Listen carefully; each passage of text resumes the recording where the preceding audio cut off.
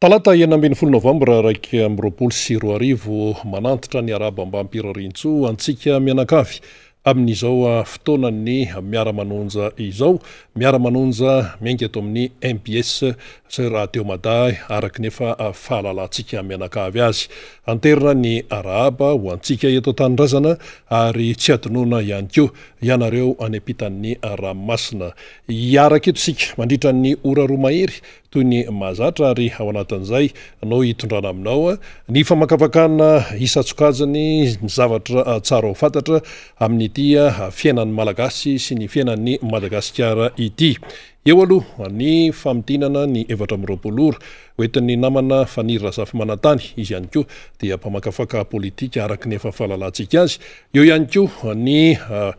vahiny mpisehatra eo no antsoina hoe vahiny tompotrano fa eo ihany koa ny tena vahiny misy namana avy any fianaratsoa hitondra famelabelara-kevitra eto ihany koa amin'izay zavatra iainana izany mba tiany ho fantatsika mianakavy. Eo ihany koa afaka minitra vitsy fotsiny dia hiakatsehatra eto ny solombavambahoaka Rambosalama Emilien izay voafita amin'ny alalan'ny tiko Madagasikara tao amin'ny boriboritany faefatra azo lazaina izy hoe vahiny tompotrano ary isy ny fanazavana hoentiny eo momba ny resaka sosialy, ny momba ny resaka fiainam-pirenena amin'ny ankapobeny, momba ny resaka rafim-panjakana sy ny sisa ho arahantsika eo ny momba an'izay. Fa ho avy eo ihany koa i tabera kristian izay mitondra ihany koa fanehoan-kevitra izy sy fanazavana momba ny raharaham-pirenena ihany. Tsy vao izao akory tabera kristian no miakatsehatra eto fa efa teto izy andro maromaro lasa izay ary dia efa niteny izy hoe mbola hiverina fa mbola betsaka ny tiana ambara dia ho avy eo ihany koa zany i tabera kristian izay fantatry ny be sy ny maro ihany koa amin'izany fanaovana politika izany ao anatin'ny RMDM azy ohatra raha tsy laza fa tsy izay isika fa maro ny andraikitra izay sahaniny. Izay ary noela tombolasy tombovavy fahiditra amin'ny votoatin'ny fandarana isika avy hatrany dia omeko an'ny fanirina zafy manantany ny fitenenana. Miarabanao aloha faniry dia ndao ary ny fitondranao ny 2024 aloha. Eny ary 9 Novambra sady androany rena arabe mananjara efa misasaka zany ny volana Novambra ary rehefa misasaka tahaka izao dia hamarana zany isika ny taona zay itsahantsika satria andia ny volana Desambra indray zany. Midika izay fa raha volana stapany zany sisa no ananantsika ity taona 2024 ity. Izany dia efa samy miomana ny rehetra amin'ny fandraisana sy ny famaranana ny taona 2024 ary fandraisana ny taona vaovao. Miaraba ny mpijery sy ny mpiaino rehetra isa tokantrano na dia eo aza ny fahasairana samy hafa dia samy ny fahaliavanja omaly rina satria inona no antony dia tonga ny orana tany amin'ny faritra izay maina rehetra tany ary dia mba samy nampiseho izay fifaliana izay satria dia efa maina karakaina ny tany dia ny hevitra hoe mba misy famandomandona kely ilaina ho an'ny fambolena samy hafa fa eo ihany koa amin'le hoe mba tsara ihany ny tsiny izay fahamandon'ny tany ampiakatra ny rano izay satria misy hatrany amin'ireo rano izay lava-drano zany no efa ritra tanteraka akoatra ny hoe lakan-drano, reny-rano maro be manerana Madagasikara izay tena faharitra amin'izao fotoana izao dia mba misy dikany kely iny orana latsaka iny teto amin'ny faritra Antananarivo sy ny manodidina izany ka nampiseho fifaliana ho an'izay moa zany rehetra na izany na zany dia tsapa zany rina fa dia tena efa miova tokoa le toetrandro ary miaina ao anatin'izay hoe fahasimbany ny tontolo iainana zany isika amin'izao fotoana izao ka tokony hitandremany ny be sy ny maro izany. Resaka toetrandro izay fa eo amin'ny vaovao ny 2024 ora angamba ataontsika hoe misongadina rina dia ny amin'ny resaka ara-tsosialy aloha zany satria dia ala manodidina ny 3 hektara no mahita ny avatomandry tany zany atao Ilaka Est raha ny vaovao izay voaraintsika zany. Izy ity moa zany de misesy ny fahamahazana ala sy tanety eto Madagasikara. Ny efa mahazatra antsika de ny lalam-pirenena fahaefatra miazo any Mahajanga zay manomboka ity Akazobe mandrapatonga ny lalany tonga hatrany Ankarafantsika zany rina dia betsaka izay fahamaizana ala samy hafa izay. Voatsela kory tamin'ny faran'ny herinandro ny teo Andasy be anko de may ny tany Fianarantsoa-tany anko dia maromaro ny ala may vokatr'izay hoe tsy fitandremana na mety ho endrika fanainina na io anko le fahazarana ho an'ny fanaovana tavy zany mahatonga izany rehetrarehetra izany. Akoatry ny ala may dia nisy anko fahamaizana io malio tany Manandona, distrikany Manandona any anatin'ny faritra Vakinakaratra no misy izany dia fahamaizana trano zay hitantsika amin'ny sary alefan'ny teknisiana atsika zany tranopokon'olona izy ity fa ao anatin'izay tranopokon'olona zay anko de misy birao samy hafa zay mirafitra miaraka amin'ny ao dia may tanteraka izany trano izany. Mitety bidy 700 tapitrisa ariary na 270 millions d'ariary no tombambidin'ny fahampotehana sy ny fahamaizana tamin'ity tany amin'ny distrika ny Manandona ity may avokoa zany resantsika izany. Ny 420 ora angamba rina akoatran'izay hoe sosialy ny resantsika izay fa sosialy amina endrika raharaham-pitsarana dia nambarantsika teto no maliny amin'ny hoe niakatra fitsarana ny raharaha zay na nenjehana n'Andriamatoa Ravo Ramasomanana zany na Ravonambinina araka ny nahafantarantsika azy ilay papaneno lakolosy ny resaka indrindra ny raharaha amina endrika kolikoly amina tsenam-barom-panjakana sy fandanimbola zay tsy fantatra mazava teo anevon'ny ministera ny fahasalamam-bahoaka zay nisy fandraisany teo anevon'ny ministera ny tetibola zany izay raharaha nambarany izay. Iny moa zany ny teraka olana amin'ny fitondram-panjakana zany ka nanenjehana azy ho manao ny fanotoinana anatiny zany sy ny fizarana vaovao tsy tokony ho nozaraina zany araka ny vesatra zay nanenjehany teo anevon'ny fitondram-panjakana amin'ny alalan'ny fampanoavana izany. Ny raharaha moa zany dia nakatra omaly rina dia rehefa nisy ilay fiaonana zany omaly teo anevon'ny fitsarana rehefa noenoina izy tao anatin'izay audience zay zany dia amin'ny 27 ny volana Novambra 2024 no hivoaka ny didy pitsarana momba ity raharaha ity 8 eo zany na homeloka na tsy homeloka Ravo Ramasomanana ao anatin'izao raharaha izao nampopongatra ny zava-misy zay tokony ho fantatry ny be sy maro ary nampiasa ny lalam-panorenana izy amin'ny alalan'ny liberté d'expression sy ny droit à l'information ho an'ny be sy maro izany resantsika izany ary manao moa ny rindran-dambin'ny fiarovana azy na ny plaidoirie zany ny mpisolovavana manazava ny amin'ny hoe marina tamin'ny zavatra nambarana izy ary ara-dalàna ny fomba nanehoany izay heviny izay. Raha ny calendrier anko ho an'ny tokony ho fantatry ny be sy ny maro ina dia miomana ny any amin'ny faritra Tsinanana sy Analanjaro any amin'izao fotoan'izao satria maresaka ledsi de zay no hisokafany campagne na ledsi zany raha pitso alarobia fa 17 ny volana Novambra no hisokafany taom-poitazana ledsi amty taona 2024 ity ho an'ny kotany Madagasikara dia 9,000 tonna na 16,000 tonna no ho raisin'ny Madagasikara ao anatin'izany fanondranana ledsi zany fahatelo sika amin'ny firenena maneran-tany izay mpanondrana ledsi any Eropa ary anisan'ny manana kalitao tsara ny ledsi izay vokatra eto Madagasikara. Ny vidiny dia tsy niova raha tany amin'ny taona 3,2 tanoany zay efa nisehatra tamin'izany ledsi zany de nalala hoe 700 800 de niakatra kely izy taty amin'ny taona 9,2 tany amin'ny 10,000 200,000 izy amin'izao fotoan'izao ary efa miomana reo an-tatsaha zay efa namondry ledsi na fototra ledsi avy any ambany vohatra lavitra be any Tomasina sy Analanjaro ny tena misy an'ity ledsi ity manko zany raha resantsika ny any Tsinanana sy ny any Analanjaro dia zany faritry Fenerive-Est, Soneranivongo, Vavatenina izany de tena misy ny ledsi hatrany manara marontsitra rehetrarehetra iny aty Brickaville ihany koa dia feno zany letsia zany ho an'izay malalany zany hoe nivrano fetra omby loriandava rano mintina atia inona moa ny lalana zay somary ratsiratsy any izy any Brickaville any mahazo any manambato sy ny rehetrarehetra iny dia vokatra letsia zany iny amoron-dalana rehetra iny any marifody analila rehetrarehetra any dia feno an'izany vokatra letsia izany avokoa atonga atrany ambalarondrana rehetrarehetra mahazo any vatomandry manoro dia tondraka ny letsia ary mba hiaina kely reo tatsaha malagasy zany satria dia mandeha zany ny taom-piotazana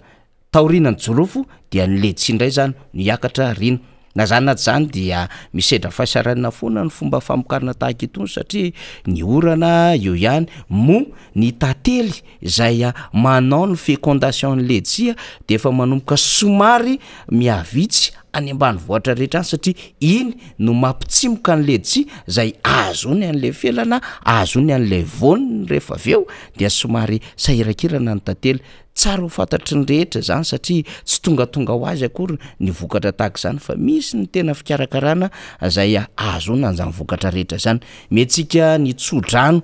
vita be ireo tatsary reo orinasa zany zay efa manao ny fanoranana letsia de efa miomana ary de efa misy reo mpiasa isan'andro rehefa maresaka letsia ohatran'izao manko ato Matavy de efa mivonona daholo reo mpiasa samihafa zay manao an'ireo asa tselika zany amin'ity sehatra ity ny any avaratrany koa sy ny any atsimo atsinanana de manao zay letsia zany indrindra mahazo any Mananjary mahazo any Ikongo mahazo any Fanadina Isandra sy ny rehetrarehetra iny de manao izany resaka letsia nosy varika tsy adino ao anatin'izany ny amaranantsika ny 7 ora zay hitondrantsika lafimpanady adina araka ny fotoana rehefa aveo dia ny centrale hydroélectrique zany zay nanaova tsony homalo amin'ny fitondram-panjakana zay projet saofika izy io misy consortium mana société zay mitambatra ao anatin'izany ary ny eritreretin'ny fanjakana de amokatra any amin'ny jiro manodidina ny 200 mégawatt any zany raha ny fanambin'izy ireo misy ny fiara-miasa amin'ny bad ao anatiny ty projet ty ary ao anatiny 520 taona zany ny verina fa ho fitantanana ho an'izay orinasa anao izany ho resahantsika izy ty satria ity projet natodrano ao saofika ity dia efa niaingany ny fitondrany ngara-jaonarym-mampianina tamin'ny 1924 dia efa niresaka an'izany saofika zany ary efa nisy ny fifanarahan'ny-piara-miasa amina consortium mana société hanao izany ampitombo izay herinaritra izay no tadiavy ny fiarahamonina mihitsy ny hoe aza mionina amin'ity énergie renouvelable kely kit solaire satria zany manko zao le asa ministeran'ny angovo amin'izao fotoana zao mizara an'le lampadaire etsero amin'le cobra de manao an'le kit solaire kely amina baoritra kely amina tokatrano 10 na sala am'izany de tena hoe miasa le ministeran'ny angovo de mametraka jiro zany le lasa an'le orinasa jirama le départementa ministériel ngezabe ny lasa manao azy fa zavatra ngezabe nefa nandrasana an'izany ministeran'ny angovo izany de ny ahafahana mama ny tontolon'ny herinaratra miainga avy amina centrale hydroélectrique zay ny verindretra afahovaolona lehibe de mifampitomboana ohatra ny turbine zay simba any andekalekany zay maizina pototry mazava moa vaoka ny andekalekany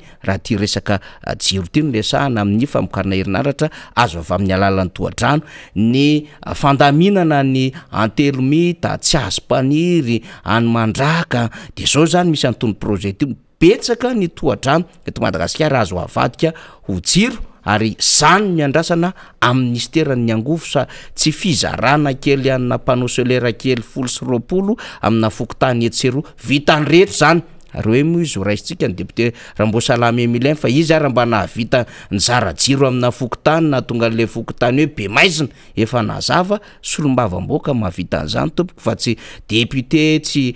départementa ngezabe mialatsiny anatin'ilay fomba filazana azy tsy ohatran'izany nde hanenjika fizaran-jiro ohatran'izany akory fa misy asa miandry ahoana ny révision na tarifa na facture ny jirama zany dia kilaina ny tolo-kevitra ngezabe avy amina département ahoana no ahafahana manao parc solaire tena amina tany hektara maro ahoana no ahafahana manao régime éolienne ngeza be hamokatra jiro ho an'ny isa-tokantrano, électrification rurale, zany no andrasana am'zany angovo zany ary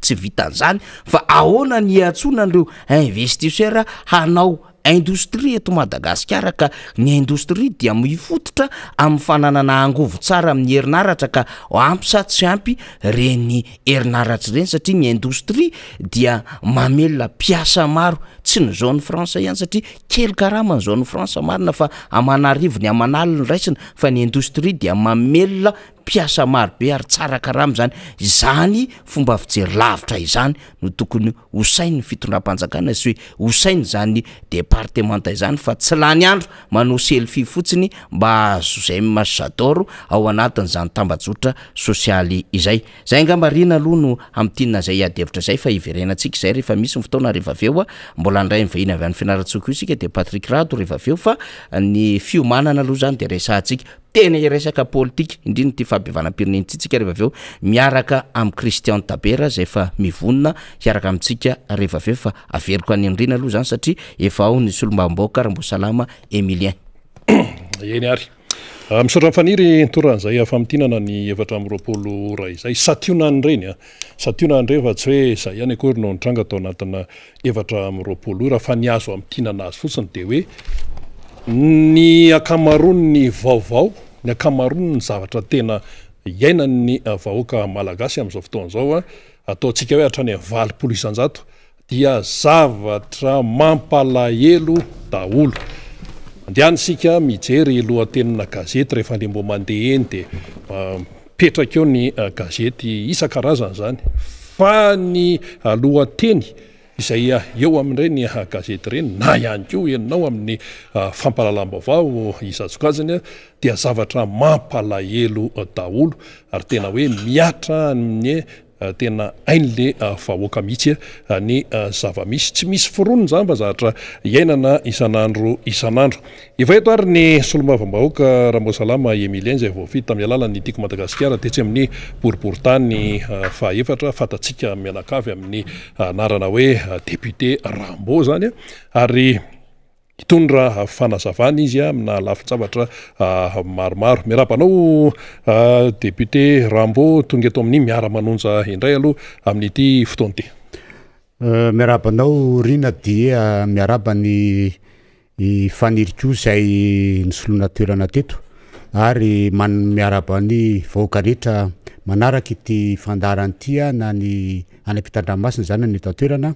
amin'ny alalan'ny tambajotra serasera na amin'ny alalan'ny télévision MBS, radio MBS, ny radio Mata.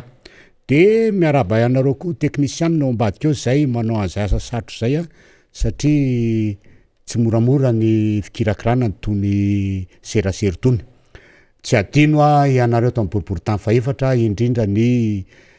zireo navita ny atao hoe fameloma maso ny antoko tamin'ny herinandro iny sy tamin'ny tapabolana de ny fokotany Katomaroa zany ny fokotany Ambilany be Andavamamba ny fokotany Anosopatra Atsinanana ary ny fokotany Ampefilo Ambodirano. Io anareo manokana amin'ny herinandro ity dia ny fokotany Anossato Est sieste 2 zay ho ataontsika amin'ny sabotsy zao ary ny fokotany Ambobarikely ho ataontsika amin'ny lady zao. Zay ny fiarabanina Rina dia manarak'izay moa tsika amma hoe zavaboary atsika izay de tsy hombako manana ny fisaorana n'Andriamanitra amin'ny fanomboana ny fandaran'orana zao satria notantanitsika alina ary mbola mena zany aina zany ary raha malala fa betsaka no hoe hiaraka amitsika anaraka zao fandarana zao kanefa moa an'Andriamanitra ny aina volo araka ny fitenenana hoe volovarin'Andriamanitra io ka zay tiana ataony eo tsika nefa mbola nitantaniny ka mbola tratry zao de isaorana azy zany ary de mbola mangataka ihany koa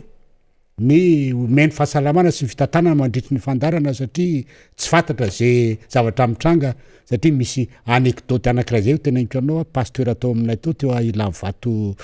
LMS teo lamy vato eo mandritry ny toroteny izy tonga de nitsipaka maty inona ny antony de satria tellement tena le manao toroteny mampianatra amin'ny vahoaka sy ny rehetrarehetra dia ohatrany misy centre kely ohatran'izay de lasa hoe mangataka amin'Andriamanitra mba ho tantanany somatsara mba omeny saina matsilotsika mba ho tafita somatsara ny amin'ny vahoaka ny tapatapaka sy ny dinidinika ary fanabeazana ho resantsika eto. Marina zany eny ary ka ny resantsika voalohany tena fiaina mbahoaka mihitsy député Rambosalama fiainana malagasy atrehan'izao tontolo zao ty resaka Covid-19 ty niteny foantsika niteny foana mpanohatra miteny foantsika teto amin'ny Miara Manonja hoe tokony zao no fepetra raisina misy moa reny fanampiana volabe avy any an-dafy reny nalefa sasany any amin'ny zavatra hafa ny fiatrehana ny Covid-19 dia zao zany zao izy tena hoe mampatahotra mihitsy ny resaka Covid-19 reny mpanao baolina tanjy any na nisy tratra ny any Morondava efa mitombo ny sekoly akatona eto Antananarivo misy Covid eto ninona fahafipasopasoana ataon'ny sasany misy Covid eto ary mitatra izy io zavatra hita zany hita amin'ny fanadiadiana zany eny anivon'ny fiarahamonina rehetrarehetra eny efa nisy aloha nanao vaksiny fa mbola ambany de ambany ihany ka io le resaka Covid io zany zao ny efa fiainantsika malagasy ary hatramin'ny 3e vague ahoantsika ty député Rambo. Marina mihitsy zany rina raha izao fandehan-drara zao de fa hiditra amin'ny 3e vague tsika ary zary mana hoe ho mafimafy koa satria mahita an'le gaboraraka sy fitavozavozana ary reo goragora ataon'ny mpitondra amin'izao fotoana zao izay midika amiko ny tsy fahaiza mitondra ny firenena ary tsy fahafezana ny fitantanana ny raharaham-panjakana. Endrik'isehoany zay zany io Covid io tena endrik'isehoany zany inona ny antony le izy de zavatra tsotra eny an-dalana eny ianao raha tena aina no mitantana zany sy aino mifehy an'le izy raha hoe tena manao ny asany tsara hoe tena hoe mipetraka zany rigueur amin'ny fitantanana ny raharaham-pirenena zany dia mbola tsy nisy ny tena le teto hoe ny fepetra rehetra mba hierovana amin'ny Covid de fa fony fa mbola mipetraka zany. Maninona ny polisy eo akaikeo manao kasibosy misy olona mandalo eo akaikeo mipita ny arabe sy tsisy manao kasibosy na ray azy tsy mitely le polisy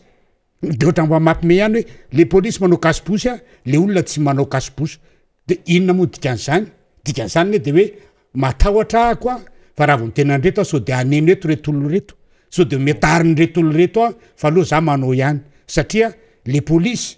no voteny lehibe na fa le voaka zany tsan'le mpitondra amin'ny teny azy amin'izao fotoana zao de zay tena hoe tsy misy mihitsy ny rigueur zany eto amin'ny fanarahana lalàna fampanarahana an'ireny lalàna reny fa dia ohatrany hoe mandeha routine fotsiny nefa taddio fa zany routine zany de araky ny fitenenina hoe la routine est une maladie qui tue lentement. Mazava be angam'zany rehefa hoe mizatra ny fiainana mandeha ho azy ianao toetranaretiny io fotrany vonoany moramora ianao de ny routine ampy toetrany cancer zay le ataon'le mpitondra amin'izao fotoana zao tsy mafeha ny zavatra tokony atao sy ny rehetrarehetra anitra mirongatra ny Covid araky ny teninao tao efa indroa tapabolana zay nandalo teto de efa nyteny an'io zavatra io resaka Covid io foana zavatra nitranga tany Morondava sy hoe inona ny mety fiseho ny zavatra io herinandro fahatelo tia efapolo ny tranga amin'izao fotoana zao tratratra ny Afaradofay tratra tao Tsirabe tratra ny Nosy ny any Morondava moa de araky ny teninao tao hoe ny tombo anankiroa ny sekoly nakatona raha roa izy teo lasa efatra izany zao ary mbolito io ka mbolito satria inona ny antony le tompona ndraiky mpanjakana zay tokony hanazava amin'ny olona hoe ajao re olona ty fepetro ty fitondrana ty kasibosy ty ny fanasana tanana amin'ny savony sy ny gel ny elanelana sy ny ty orokoroka sy ny fandehanana any amin'ny boaty à gauche à droite tia tsy misy fanaraha masona kely aza fa mandeha ho azy gaizany zavatra ny tsy rongatra de ohatran'izay koa le gorakory eny amin'ny aéroport ny sokafany sistany tamin'ny avy any la réunion sy tamin'ny Maurice ane no nitranga tao Morondava ny dikan'izany le olona miditra ao zany tsy voafe tady ho tsara fa naminao vaksiny azy ianao zany akory tsy midika hoe tsy mitondry ianao zay mihitsy ka zany zavatra zany eto amitsika de ohatra araky miteny vazaha hoe au pays de moramora de io no aleny ary tena zava-doza mitranga am'izao fotoana zao satria itsika ny omezan'ny olona fotsiny ny olona any mety ainy manakana any azy atsika omezan'ny olona fotsiny tsika ary jerevony tsika miakatra foana ty raharaha ty ary ny arany tena iko de zao so sanatriny zany ary tsy mahavitany azy ty mpitondra fanjakany ty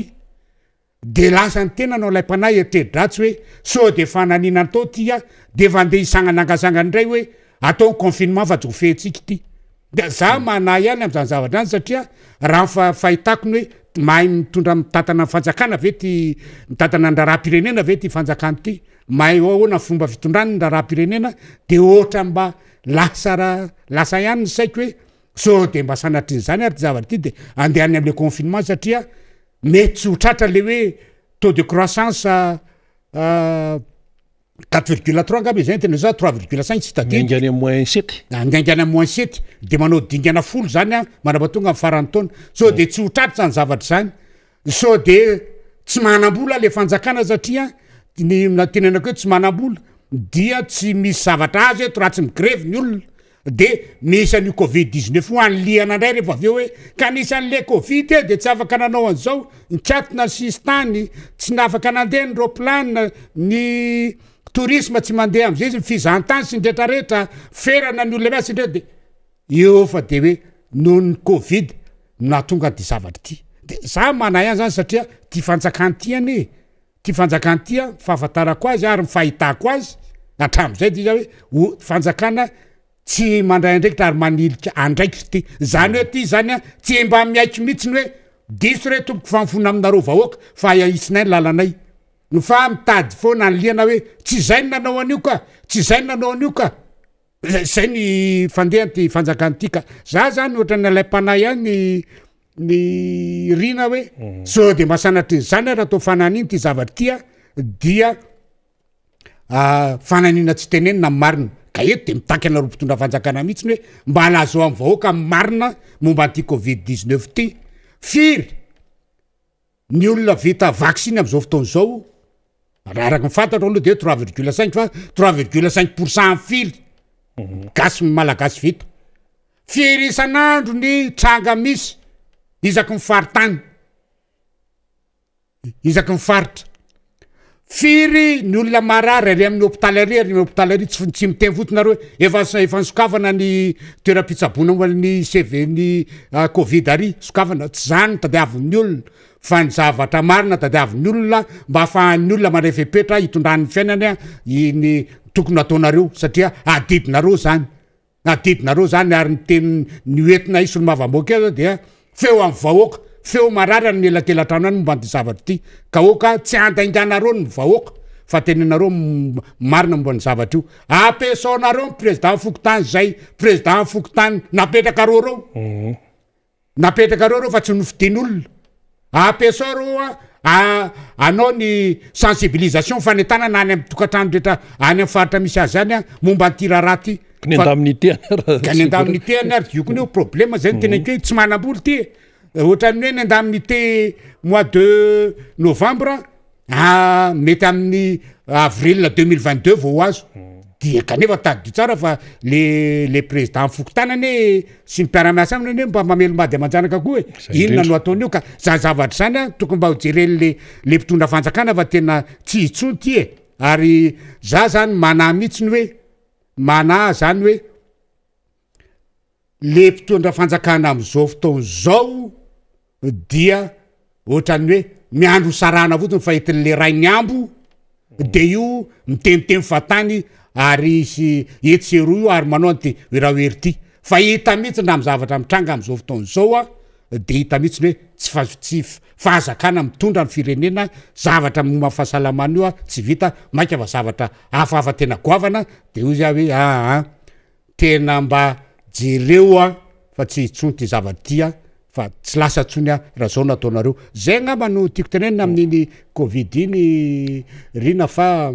aleo kalma ihany satria fahasalamana zany a zavatra goavana zany kanefa arena koa le fahasalamana tsy maintsy injakinjana ohatran'izany miteny satria tady io tsara fa ny aina indray mandeha fa tsisy hoe maty anao de velona avatry izy moa izy teo ry apôstôly tsaratsara angamba no tonga tam'izany hoe maty de velona ndray Jesoa Kristy moa ny hafa mihitsiny izy a anazy rery iny a fa raha am'izao aloha mitandrina amin'ny fahasalamana zay ny ato ny tenenina ny tia ary raha mbola misy tro talata hidirako eto de tsy maintsy tenan'io covid io satria mamy loatra le aina mamy loatra ny fahitanany hoe namana iny mbola velona somatsara miriary miaraka aminao eny ka zay indrindra mantsy député Rambosalama satria efa niara-niaina mantsy tamin'ireny le tamin'le namay be reny zany ny covid de tonga hatrany amin'le hoe confinement total kaikaiky daholo ny malagasy zany ary ny olo-pirenena zany efa mba nanantena hoe efa nisy reny de mba andray fepetra zany lay mpitondra mba tsy atokavana any am'zany confinement hoe total izany any ko lehibe tonga ny am'ray de idio daholo ny fivarotana sy ny sisa efa niaina ny reny de ny mpanohatra isika teto efa miteny foana hoe zao ny tokony atao zao ny tokony atao ary tsy vitan'izay fa nisy vola be avy any amin'ny resam-pirenena nomena n'lay mpitondra hoe hiatrehana an'le covid to nampiasaina tany amintsy izy le vola be ary betsaka amin'ny teny hoe raha nampiasaina araky ny tena izy anie iny vola be tapitrisany dollara iny mety tsy ohatr' zao zany a ny fipetrany fa araky ny tenenao atao hoe goragora ny zava-misy dikan'izay zany raha fezana hoe tsy natao mahagaga ny zava-misy am'izao fotoana zao satria le fanapaha-kevitra raisan'mpitondra na ny fampiasam-bola fanampin'ny any velany tsy mandeha araky ny tokony ho izy tsy mandray lesona ihany ko ary champion fanaovana communication hoy Roland Ratsiraka amin'ny resaka hoe lainga tsy lainga ary aona ny fahitany député Rambo an'izay sady tsy mahay maka lesona no le cerveau be de be eo zany ohatrany tsy cerveau tsony satria zany zavatra rehetrarehetra zany any dia misy an'le atao hoe retour d'expérience efa nisy zavatra nitranga teo de amin'ny zavatra nitranga iny ianao maka lesona sy mandrafitra ndray ny hoe inona ny zavatra mety hitranga inona no atao mba tsy hiverena ty zavatra ty aminareo miaramila mantsy ohatra ny tena mipetraka tsara ka tsy voatery amin'ny miaramila misy an'le retour d'expérience fa amresaka rehefa manao paikady anao manao stratégie anao fa rina de tsy maintsy misy zavatra zay satria a partir ny zavatra nitranga iny no andrafetanao ndray any paikady hoentina manaraka tadio tsara fa ny covid ane tsy hoe vidindray mandiny de zay io première vague deuxième vague tsika hitra troisième vague de le vague voalohany sy faharoa zany angalanao lesona sy andrafetanao hoe inona no edina amin'io zavatra io fa zany zavatra kely zany hoe de tsy haindreo cerveau be de be reo ka zay ny hoe le cerveau asa ko ngamba le cerveau ko ngamba voatery hoe aza miteny an'izao nareo fa raha vo miteny marinao nareo de tsy mety ndray le paikady anydinan'ity kanefa tadio tsara fa raha mieritreritra ny anidy hoe confinement total zany io tsy ho zaka mivoaka malagasy zany tsy ho zaka mivoaka malagasy zany betsaka miteny zany hoe tsy ho zaka eo raha hiditra am'zany satria dia ikorosofahana tanteraka amin'ny fiainan'ny voaka malagasy de araky ny fitenenina hoe ifahampiana natoerany eto ka engany mba tsy ho tonga am'izany raha hoe zany fa de ama solombavam-boaka mitena de miteny ary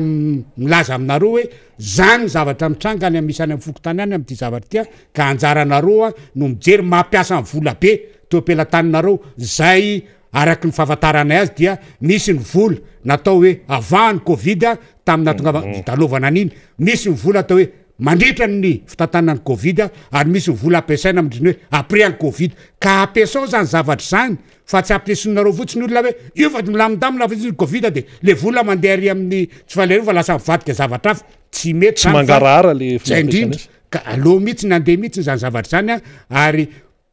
tenenao vahoaka marina momba nytira raha ty satria tokana ho an'ny aina ary araky ny teny malagasy hoe arena ny fahasalamana dia ataovy arak'izay le izy fa asa angamby anareo reo ngamba tsy malagasy de tsy eritreritra an'izany fa raha hoana izay tena malagasy pur sang tony aloha de hoe tena voaloaka rena ny fahasalamana de mitaky an'izay zay voaka malagasy rehetra zany mba aloha mba zava ohatran'izay le izy satria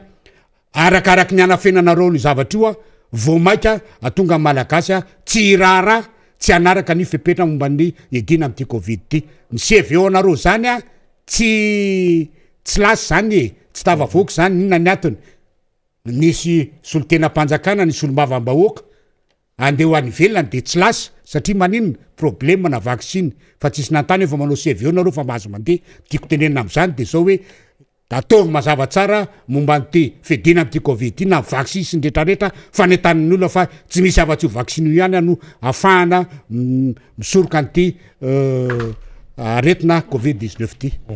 mazava iny vadika lafin-zavatra hafa ndraitsika député Rambosalama Emilien ahoany ty resaka karapokitany ty député Rambo satria eny anivon'ny fokotany any zany zao de efa lasa miteraka resa be le izy efa nisy any moa ny ohatra nentina teto hoe karapokitany digitalisation sy ny sisa ahoana ny eny aminareo eny aloha tonga de ny eo aminao mihitsy raha ngany raisina ohatra raha aloha le izy a tena aloha ay mefa mampime le izy rina mampime le izy a karapokitany a de tongavinareo maka le karapokitany dia mampalelo amin'izy tsy fantatra tsony hoe ao ty vevidimbola sa ahoana sy ndretrarehetra fa misy fokotany eny aminay a dia maka vola isaky ny tokantrano aloha fantatra reo mpitondreto hoe za mihitsy ny tena fomba fanaonareo zany maka vola isa-tokantrano maka vola isaky ny tokantrano a mato ny chef-pokotany maka am'zany a de efa autorisenareo lehibe izy zany manao an'izany zavatra zany a autorisen'ny ministera zay misana fokotany izy zany a manao an'izany dia maka vola izy a mitondra le carnet taloha dia maka vola ary olana amin'izy de zao tsy mitovy le vola alaina any amin'ny fokotany anankiray misy hoe mitondra 2 arivo de mitondra le carnet taloha de maka le carnet vaovao de le carnet vaovao fa misy le QR code iny ary mampime amin'izy de hoe digitaliser izy fa mbola atao soratanana ihany eo anatiny soratanana stylo mangamanga de aveo le soratanana mbola misy diso de aveo mbola asina blanco indray de eo anatin'le QR code a tsy isy mahafantatra an'io na enao za chef de famille zao azy tsy fantatra hoe inona ny eo anatin'io fa de nitako fotsiny aloha de za sy ny zanako a zay mipetraka ao amitra no misoratra ao fa zay tena eo anatin'io zany tsy fantatra tsony hoe na ahoana na ahoana ary malasa saina ihany satria tadio efa voadonan'ny olo tsika tamin'ny fividanana voalohany sy faharoa de tsy sotratra andreo tsony amty fahatelo ty de zay mahatonga hoe mahalasa saina ihany le zavatra satria maninona tsy fantatra hoe inona no anatin'io so de sanatry zany ka hoe io ndray no atao solon'ny karatra fividanana satria efa digitalisé io hoe de ny le code rehetrarehetra efa any amin'ny fokotany any iny anao mandeha makany a tsy figurery amin'ny liste mpifidianana nanao raha manina an'iny ary anao a de anao fa taraikeo le anarana radiso le anarana ka zay indrindrany de zay tsy fantatra tsony hoe mampanaty zavatra ty ary ohatran'ny hoe atao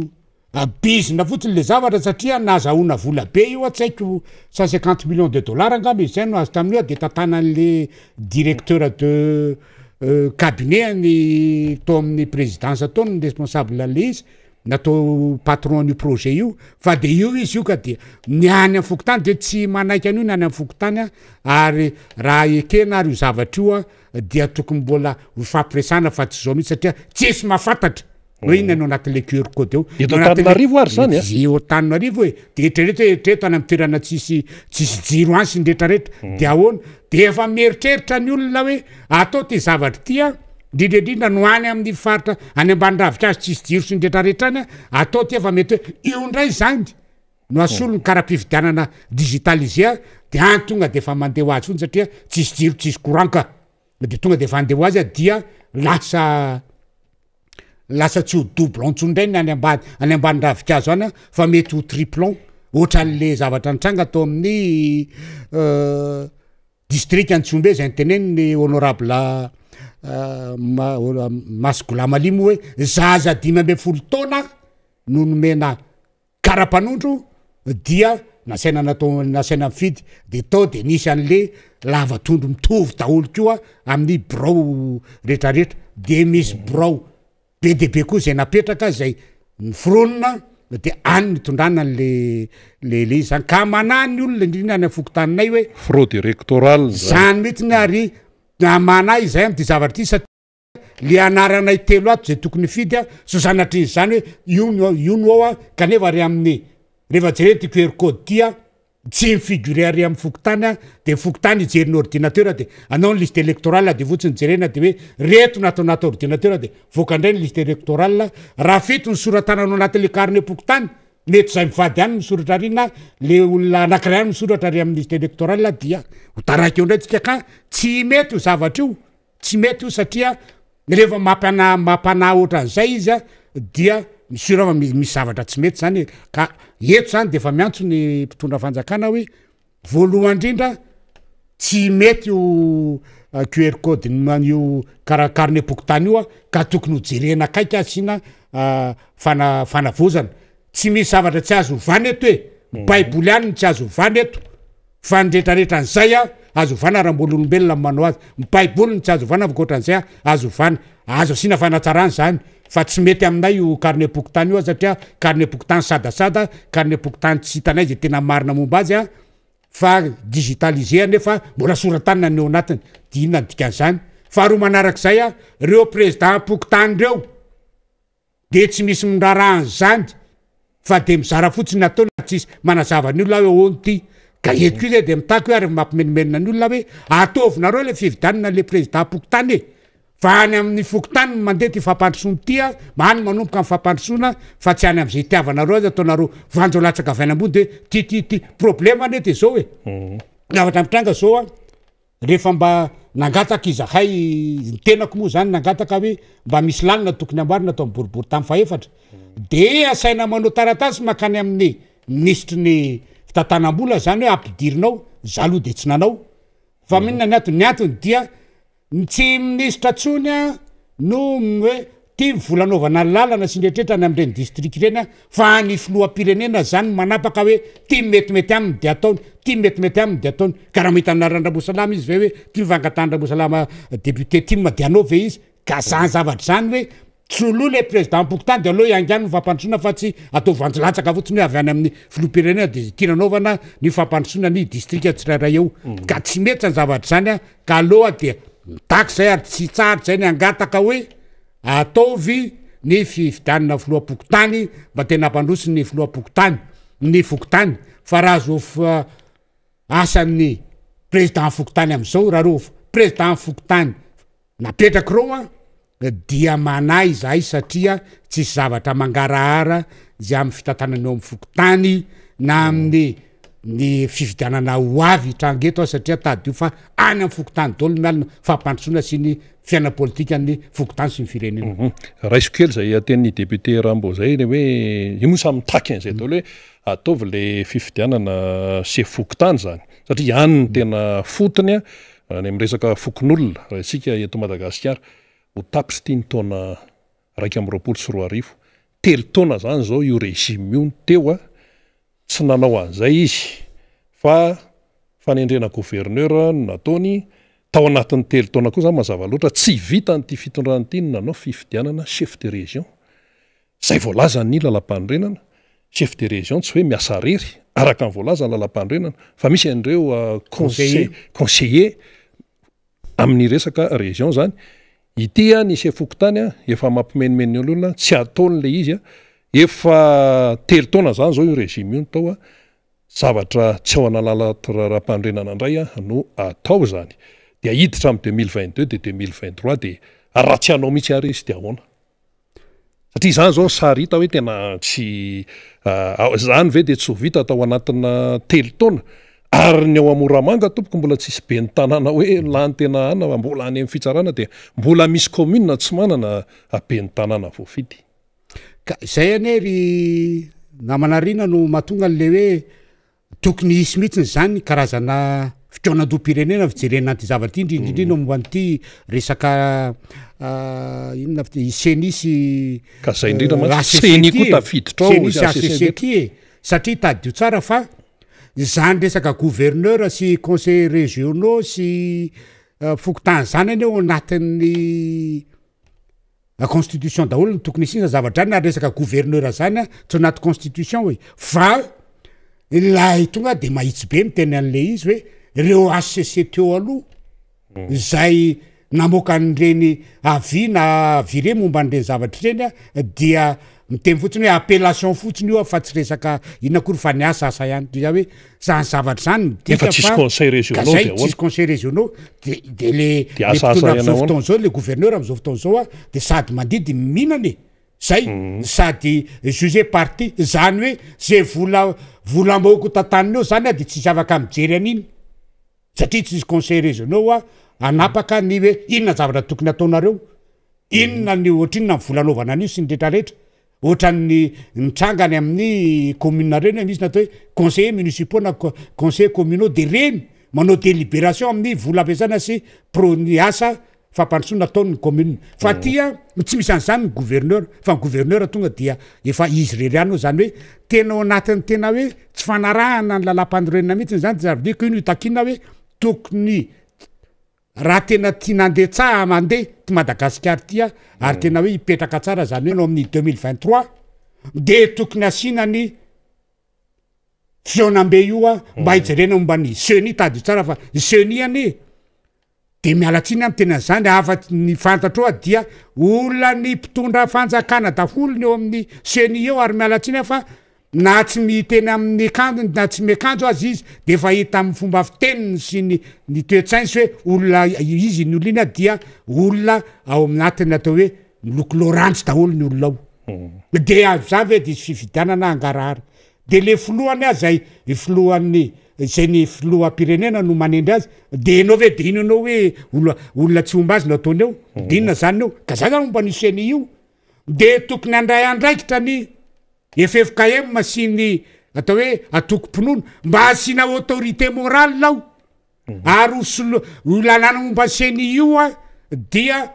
azo atao manovana io fa tsy marina teny gouverneur hoe lalàna tsy azo vazy akory isy an'izany baiboly any tsy azo vana rangaty fa lalàna momba seny zany azo vana de asiana hoe membre vaovao momba n'io zavatra io dia asiana autorité morale l'autorité morale asiana ao amin'ny FFKM asiana ny eo amin'ny slamo inona koa ny tokombola atao anao autorité morale fa raha io resaka ray aman-dreny ara-drazana napetraka atao membre ao mba afaka hoe miteny manitsy hoe tsy mety ane ty zavatra ataonareo ty ary tena mba rehefa misy an'izay mba matahotra le atao hoe le mpikirakira ara-panjakana ao am'le senia fa tsy anao zay lohany eo nangalatra gauche à droite sy ny rehetrarehetra na fahitana andreny autorité morale reny ao amin'io membre ancienne io de efa mampiasa aloha ary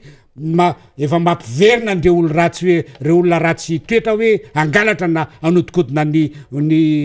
tsafidim-bahoaka reo tsy anao zany zavatra zany ka zany hoe ilana ny atao hoe fikaonandoha mihitsy zany za zavatra zany ary hoan'ny apitsipy amin'ny FFKM sy reo ray aman-dreny ara-drazana ary hoe nareo amin'ny resaka amin'ny namana slamo zany mba hijery akaika ary hiaraka anao ny zavatra io satria tsy mety raha membre ancienne am'izao fotoan'izao reo sivy no taritana ny fifidianana fa de hiverina indray ny crise eto satria araky ny fitenenina hoe tsy mahatoko sakafatra ondro loka ary tanana efa zatra ny tsotra tsy afaka ny vokona itsony ka aloha de isan'izay hoe autorité morale zay anitsy amin'ny amin'io sen'io fa tsy marina ny hoe io no lany teo io lalàna de io no tsy mahita terana azo atao io azo atao manovan'io de ampina an'izay resak'izay de toerak'izay ko ny eo amin'ny ny HCC ary io efa nitakitsika io tamin'ny fiona teny amin'ny bypass tsika tamin'ny RMDM n'io HCC io de io koa ndre de efa masava be ny HCC io fa de orange daholo mialatsiny fa de orange daholo na iza faly iza tsy faly de zay mifahitako azy fa orange daholo io ary raha reo de tsisy ninona angarahara raha resaka momban'ny hoe raha politika indrindra fividianana zany fa de zay ho ataon'ny seni raha tsy misy ovany io de zay hany no ataony iry amin'ny HCC ka misasamasa miteny hoe nareo mitsikera seni nareo mitsikera ny HCC sy ny sisa nareo manao alahelo tsesa zany ny eno any ananonany de aonao fipetrana izy ny tena matoa izy miteny an'izany de izy matahotra ny sezany hipitika eo izy hipitika eo izy raha ohatra hoe mitranga zany zavatra zany satria ny olona any am'izao fotoan'izao de efa mahita hoe tsy metimety ny zavatra ty fa no ny fampororona sy ny rehetrarehetra dia atao zany zavatra zany teny aminao fotsiny manao redynamisation zay zao manao redynamisation de tsy mahazo manao irany antoko ao am'le toerana satria tonga de efa tonga ny renseignement généraux sy ndrehetrrehetra de ho convoquen'ny olona le tompotrany hoe maninonareo mihéberger ny antoko timma manao ty zavatra ty sy ndrehetrarehetra ahoana tsara hoe député Ramba hoe tsy mahazo manao iran'ny antoko efa manao amin'ny espace azy zao de mahinona anao ataonao amorony fokotany fokotimina anao redynamisation io vo tamin'ny herinandro ane zany de tonga de efa niteneniko mihitsy ny hoe sao de mieritreritrynareo fa hoe tsy timintsika fa tsy mahazo manao irany antoko ato fa raha manao nirany antoko ato tsika le ira faneva de tonga de miala eto zao de zao satria matahotra ny tompotrano sao tongavan'ny mpitandro filaminana eto de ho azon-doso eto zany ny zava-misy any am'izao fotoana zao hoe ary ay zavatra io irahana amin'ny rehetrarehetra satria misy eny amin'ny avaradrano hoe zao de omaly nisy membre-ny fokotimy eny avaradrano eny convoqué ny brigade ny criminel satria lazaina hoe mikondokonona fanokanam-panjakana ny tima manao redynamisation aza koa misy an'izany de zany ny zava-misy ka zay ny tenenako hoe tsy zany ny fiainam-pirenena eto ary zany ny zava-misy am'izao fotoana zao hoe ary zay ny tenenako hoe le tena atao momban'le hoe tsy misy zavatra tsy azo ovany eto fa olombelona manao azy baiboly any tsy azo ovany eny ary amin'ny tianantsika azy ary aloha resantsika ny atoko tiako Madagasikara fa nisy ihany reny redynamisation reny efa nandeha zay fa maromaro ihany mbola misy ihany koa ny hoe mbola atao eo anao député Rambo Salama anamafy n'izay indray hoe manahoana ny toyany alohan'ny maliko an'izay irina dia efa hiten'ny district any de mamela ianao fa mampalahelo ny mijery ny efa intelo teto ny teny an'izay momban'le lalana eo aminay eo zay mampifandray ny fokotany Lanvatopasika Pangabe Anjanaky ny folo sy Anosipatana efa niteneninao teto mihitsy reo efa intelo zay fa de orana kely aliny dia efa mpianatra mandeha tongotra amin'iny moa zany de efa asorona ny kapa zay avy any Atsinanana mandeha mekanefa ny anatra eny amin'ny Masera sy anatra eny amin'ny EPP eny dia efa tafita iry amin'ny trano 5 zay vao manasa tongotra vao mampiditra ny kiraro sy ny ba zay avy aty andrefana ka Atsinanana de efa tonga ety amin'ny rond-point ny route nationale numéro 1 vao manasa tongotra sy manasa ny sy azo sasana zany efa orana kely mbola tsy de betsaka orana kely tsy dikan'iny ary lalana kely tsy apy ataoko hoe tsy apy 1 kilometra akory ane fa de mbola tsisy resaka zany tsy raha rina le zara aloha tena mahitsy be hoe miteneto hoe satria ny atamy fifidianana rehetra de ny tima daholo maharesy am'izany fokotany rehetrarehetra zany de ohatran'ny mitsirarahina ray volany ray ato amin'ny akavanana tima maharesy am'izany ny ato atsimo Anosy Zato Ouest maharesy am'izany ny ry andrefana Lanvatopasika sy Pangabe Anjanaky ny folo no ao fa raha atao raha tsy tima zany la ohatra de mety ahoana de mety efa vita zany mety ho vita fa tima de zay no efa raha le izy ary zay mampalelo amin'izy hoe nga moa fantatry zalahy hoe ty tima de ty tima tsy indraindray fa mampalelo le toetsaina mampalelo le toetsaina zany hoe amin'ny zavatra ohatran'izany service public io lalam-bahoaka io de ataon'izany hoe satria tima daholo le tia dia tsy rahahina fanamboarana an'le lalana ohatran'ny mampalahelo de maninona koa moa zany raha atao hoe zay tôbilin'ny tima zany de ahoana koa na olona tena ohatran'ny mampimela izy ohatran'zay sangy ohatran' zany ka eto zany de miantso ny travaux ministre ny travaux publics sy ny eo amin'ny CUA mahaza manao vazaha mody miady nareo hoe ny CUA miteny hoe zay tsy manana fond routier fa any amin'ny ny ministère ny travaux publics io ministère ny travaux publics miteny hoe zay efa manana 50 milliards zay vola kelyny ianareo hoe de tsy voalohanay 10% io hoe de tsy voalohanay de ampiasao raha le fond routier de mba amboary ho lalan'io re tompoko fa tena mijaly ny vahoaka fa aza atao be resaka fotsiny hoe ohatran'izany hoe manana an'izao zay manana an'izao fa tsisy ninona vita akory ka mba eto de fa mba miteny zany amin'ny ministre ny travaux publics tena mba jerevo zany zavatra zany jerevo lalana io fa tena tsy izy tsony ty zavatra ty fa efa lomboko zao mifavaratra lalana orana kely 10 minitra ao de efa taraiky etreritra ny ray alina zany de makaisa iny lalana iny fa ny anaty tanàna any tsy lazaina tsony efa miakatra daholo satria efa manomboka miakatra ny rano tsy misy mivivoahana rano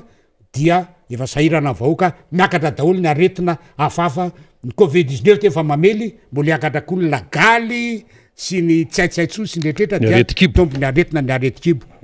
manarak'izay mampalelo amin'io dia lalana ihany ty resako ty iry amin'ny hôpitaly miaramila eo amin'ny hôpitaly miaramila angamba raha misy de misy angamba eo amin'ny 150 metre eo fa mialo Besarety anao miakatra amin'iny a dia 7 minutes anatinao izy hoe ratsy le lalana de eritrereto hoe le olona marary hoentina amin'io zany tsy iombo ny aretina sady mitototona raha mandeha mafy mitototona no ny ambulance karaha hoe fotoana vonjena ka tsy taraiky anaty mobile le marary ka inga ministre tokony mba hijery an'za zavatra zany ary ampiasao maministre anao hoe ampiasao hoe tena vitako tiazako ty fa tsy vitany hoerahoera mandeha à gauche à droite sy mandeha hijery lalana ary jery lalana fa ny eo ambany maso eto Antananarivo tsy misy kory zay fandeha ny fanamboarana azy lalana makany amin'ny hôpitaly tena tokony priorité tena tokony ilamina ary nany marary hoentina amin'ny tomobile am'zany ary tena tokony de ho sitrany satria tonga de milamina be zany ambony moral amin'ny sitrana fa raha mandeha de mitondra ay raha be voka mety tonga de tsy haitsony tokony mba jereny ministère travaux publics zany fa tsy hoe tsy hay manambola an'izao a fond routier ohatran'izao a tsy izy dikana aminay zany ampiasao any amin'ny tokony izy le vola fa tsy alefanareo any amin'ny zavatra hafa zay nga maniny tsy saratra rina fa tena le redynamisation a zany ahoana mifandehany azy le redynamisation a de mitoy a ho an'ny boribory tamy fa efatra ary am'ty herinandro ty zakay a dia fokotany telo zany no atao io tsy corvée io a fa tena atao mihitsiny a ny aresy lahatra ny olona hiditra ao anatin'ny verina ao anatin'ny antoko moa zay fa nandeha tany ka nania de verina ao anatin'ny antoko ary fandraisanareo namana vaovao inona ny antony marary loatra le am'izao fotoana zao ny fitantanana andraraha-pirenena ka manao an'izany redynamisation zany a fantatra fa ny atoko tiako Madagasikara de manana zany ato hoe rezika hitantana ny tany sy ny firenena zany a ametrahana ny filoha marika valomanana izay iny ihany ny olona ny hoe afaka hitondra ny fampandrosoana ty Madagasikara ty fa tsy izao zavatra mitrango zao eritrereto fa zao mifahoriana am'izao fotoana zao de mola iverinao koa ve amy 2023 ka zay le redynamisation apetraka amin'ny olona tsy anao hoe kareo efa miteny hoe zay tsy maintsy langy inantsony antany vidy any tsy antsony tsy anaiky isika ary zay mihitsy nanaovana redynamisation tsy anaiky isika fa tena aseho atsika ny hoe ny timma no mazaka anty ary ny timma no tokony hitondra ny tany sy nyfanjakana ary eo anatin'ny zanjavatra zany no fanaovana ny redynamisation satria itsika de antoko miainy tsy antoko manao hoe sarindray mipika fa antoko miaina isika dia mila manao an'izany mba de no fantatra marina hoe reto daholy mipikatoka anatin'ny tiako Madagasikara reto mipikatoka vaovao ary reto ny teo aloha zay miverina ao anatina de tokony mazava be zany fa isaky ny fokotany tokony fantatra hoe zao nisy atsika ato a zao nisy ampifidy a sy ndretraretraka any le izy zany fa le izy zany a redynamisation atao hoe fanomanana ny fakanany fahefana amin'ny 2023 amin'ny alalan'ny fifidianana zay zany le izy fa tsy ho rebereben'ny olona ntsony hoe fitony ao anatin'ny tokantrano raha ihany mifidy tsy izanyzany ntsony tamy farantsika mivoany zany a fa am'izao fotoana zao tsika tsy voantsony ka ny amy terinandro ty zany a dia fokotany ambobarikely a eny amoron-drano ny amoron'ny kanal landretany iny a ny alahady am'ro sasany a fotoana de eo amin'ny présidentoro ny sabotsy a dia fa fokotany anosy zato voalohany sy nosato atsinanana voalohany sy anosyzato atsinanana faharoa ao amin'ny dokotera mademoiselle sy i madame lanto a ny fotoana amin'ny sabotsy am'ro sasany zay zany le izy de negiko zany a fa le redynamisation ao atsika dia tsy corvée fa fanomanana ny amin'ny 2023 sady fa resen-dahatra koa le zay mihitsiny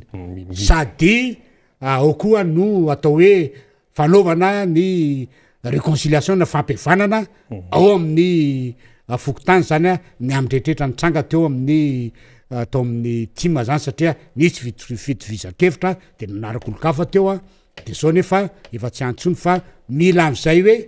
mahatsapa hoe tsy mety ny zavatra natao koa de miverina mila an'izay a raha olo-kendra hoe tena hoe mieritrehitra zany hoe fitantanana ny raharam-panjakana zany a de mila mipetraka am'zany a fa tsy miziriziry amy resaka avinavina sy faniliana eny ary mazava zay tenin'ny député Rambosalama Emilien zay a ary dia izany moa tsy maintsy resahana satria averimberina foana hoe samy tsy te hanany ratsy eto amin'ity firenena malagasy ity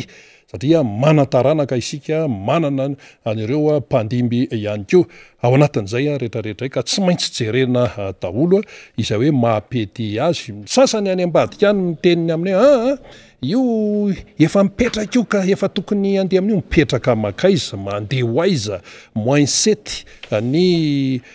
resaka hoe arikarena zany zao raha ny tena izy zany zao de hoe tsy tokony hoe fiakaran'ny arikarena zany lazaina raha moinsety fa iny ny fidinan'ny arikarena zany zao no tena terma mahalaza azy de ao ihany koa tsetsatsetsatsyatra moa somary verena kely ihany efa eto namana faniry le miteny an'le hoe ao ny misy miteny zany hoe misy le mivoy an'le fampiavanana mivoy hoe zany conceptation nationale zany resaka hitadiavana seza zany sinsia sinsisa na hitadiavana seza io na tsy hitadiavana seza ny zavatra marina de zao ihany ny fahorian'ny malagasy ny tsy finanan'ny malagasy sakafo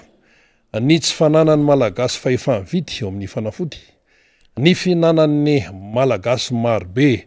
sakafo tsy saza intsony rehefa amin'ny andro atoandro fa kafe tapany sy mofogasy anankiroa sakafo atoandro zany ho an'ireny pikaramy ny tsy fananan'ny malagasy ny entina miatrika ny fiakaran'ny vidim-piainana izany rehetrarehetra zany tompoko no mampiozongozana ny sezan'ny mpitondra eo amin'ny fitantanana firenena anankiray izay no tena izy crise sociale no tiano tenenina amin'izay lafiny izay zavatra teneniny mpahay fiarahamonina zany zavatra tenenin'ireo mpaitantara izany fa na inona zavatra amseho zany rehefa io sosialy mba hoaka io fahasalamana ny fampianarana ny ankoanina sy ny sisa no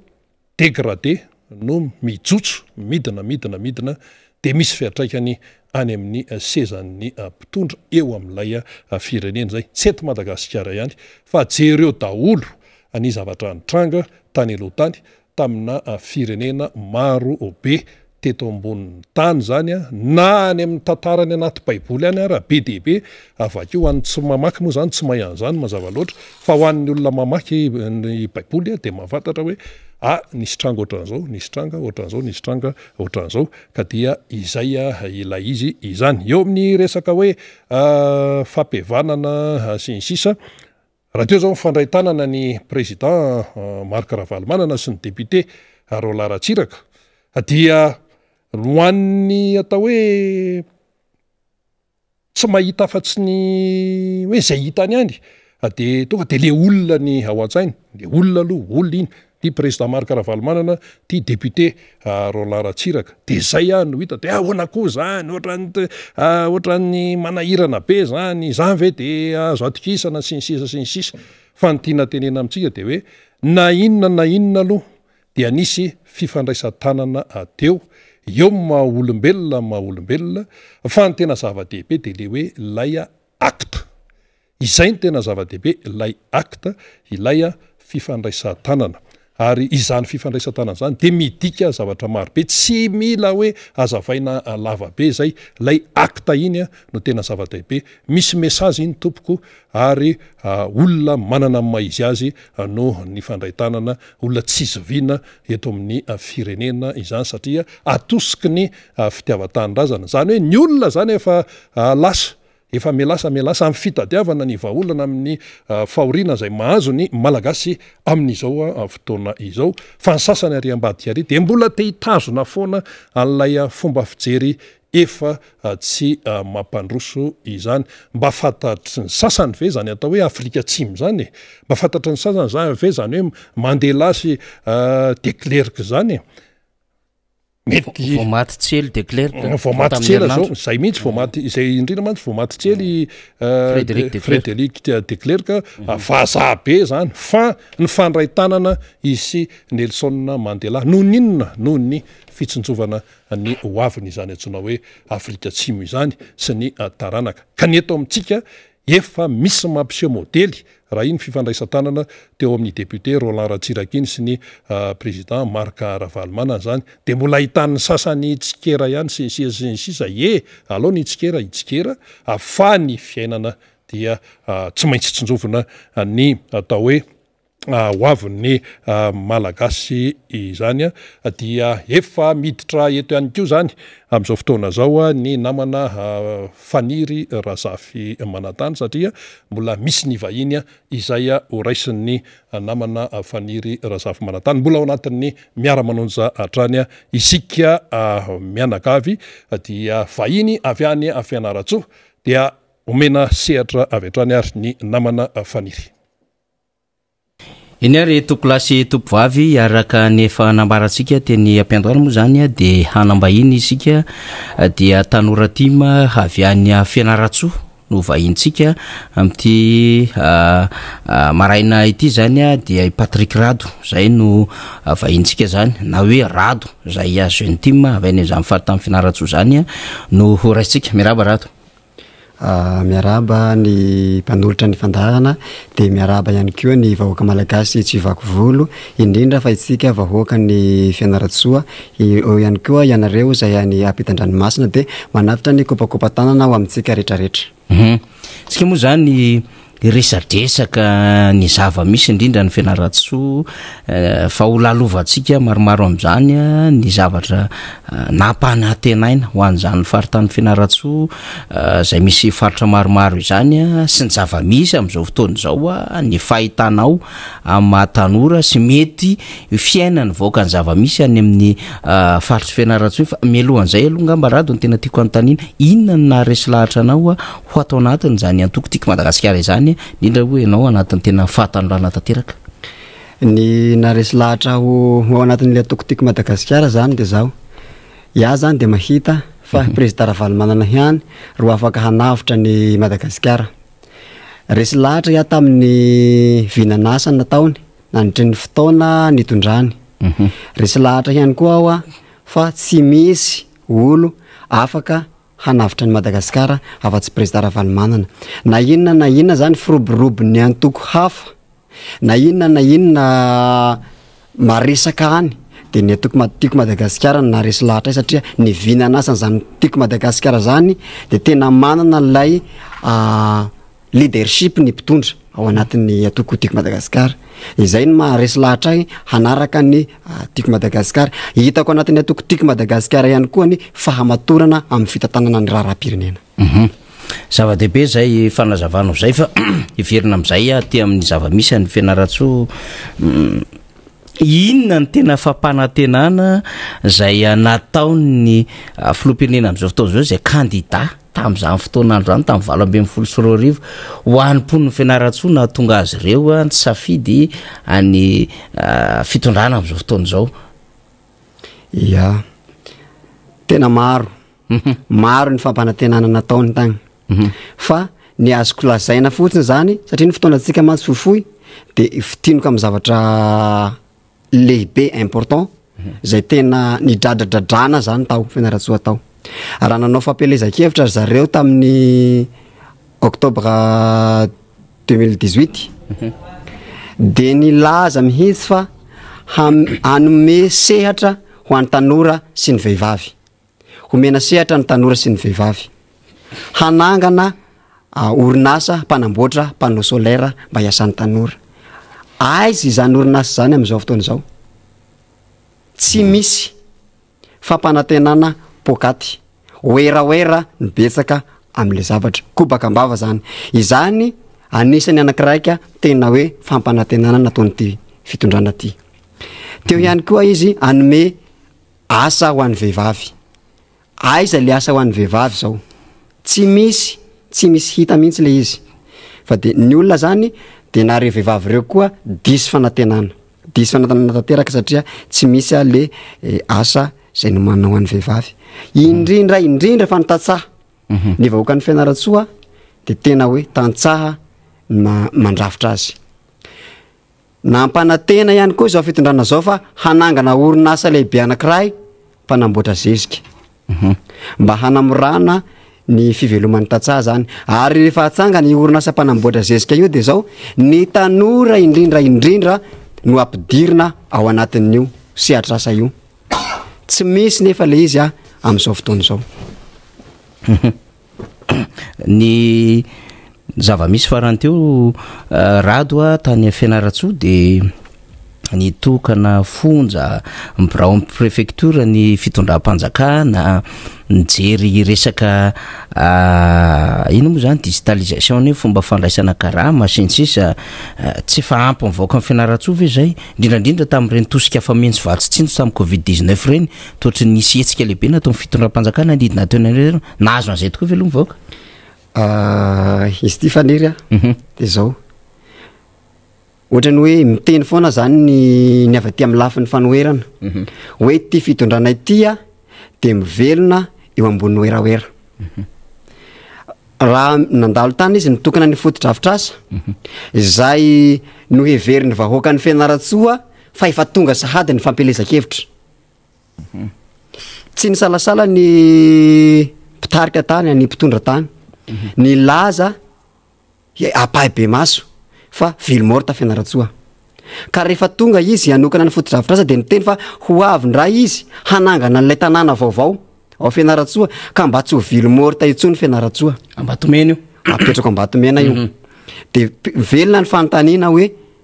fa inona zany nataon'le fitondrana teo a nanomboka 2019 mara-pahatonga an'izao a 2021 zao efa fatany fa maty de navela tao anatin'ny fahafatesana ihany ve zany Fianaratsoa fa tsy mba hoe natsangana ka rehefa akaiky indray ny fotoana ny fampelezan-kevitra de hina izy ilaza fa hamelona ny Fianaratsoa ianareo zanako Fianaratsoa aloha amin'izany fomba fiteny zany hoe tanàna maty Fianaratsoa tena mahatsapa an'izany ve nareo ny fahatsapana hoe tanàna maty aloha Fianaratsoa de zay tenena zay ny fandrosoana tanatin'ny Fianaratsoa zay hoentin'ny fanjakana de tena hita hoe tsy misy loatra tsy de tena tazana fa ny tena hita amin'ny rantiranty ny fandrosoana ato de ny fonja manara-penitra ny fonja manara-penitra zay tena niazakazahana natao ato amin'ny Fianaratsoa izany no mahamaika an'ity fitondrana ty fa ilay sosialy ny vahoaka ilay olana ny vahoaka mandady harona le olana ny tatsala lazana fa vahana amin'ny fanaovana zezika le olana ho an'ny tanora lazana fa hanamboatra orinasa panneau solaire tsy misy vahaolana fa de oeraoera selfie makety ny betsaka ao Fianaratsoa fa raha mandeha anao mahita ny Fianaratsoa zany de hitanao hoe io Fianaratsoa amin'izao fotoana fa raha ny lazany aty ivelany ny henonao ny tanàna ny Fianaratsoa sy ny oeraoera ny fitondrana de tena mandroso Fianaratsoa ary tsy misy mandroso sazy te verina kely rado tsy fatako na firy taona ianao tamin'ny andro ny tondrany filomanan-karavalomalina taloha amin'ny 7 zany zay nisy indreny fanonganam-panjakana fahampiteny reny sy ny hoe amin'izao fitondrana taty aoriana zao raha ohatra fotsiny ka misy zavatra tsaronao ny mety hoendriky Fianaratsoa sy ny fandrosoana tamin'izany fotoana andrany sy mihoatra ny zava-misy amin'izao fotoana zao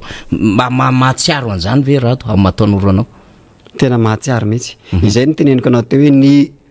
antona resy lahitray amin'ny idirako amin'ny atokotiky Madagasikara de ny fahaizan'ny filoha mitarika ny fahaizan'ny filoha nampandroso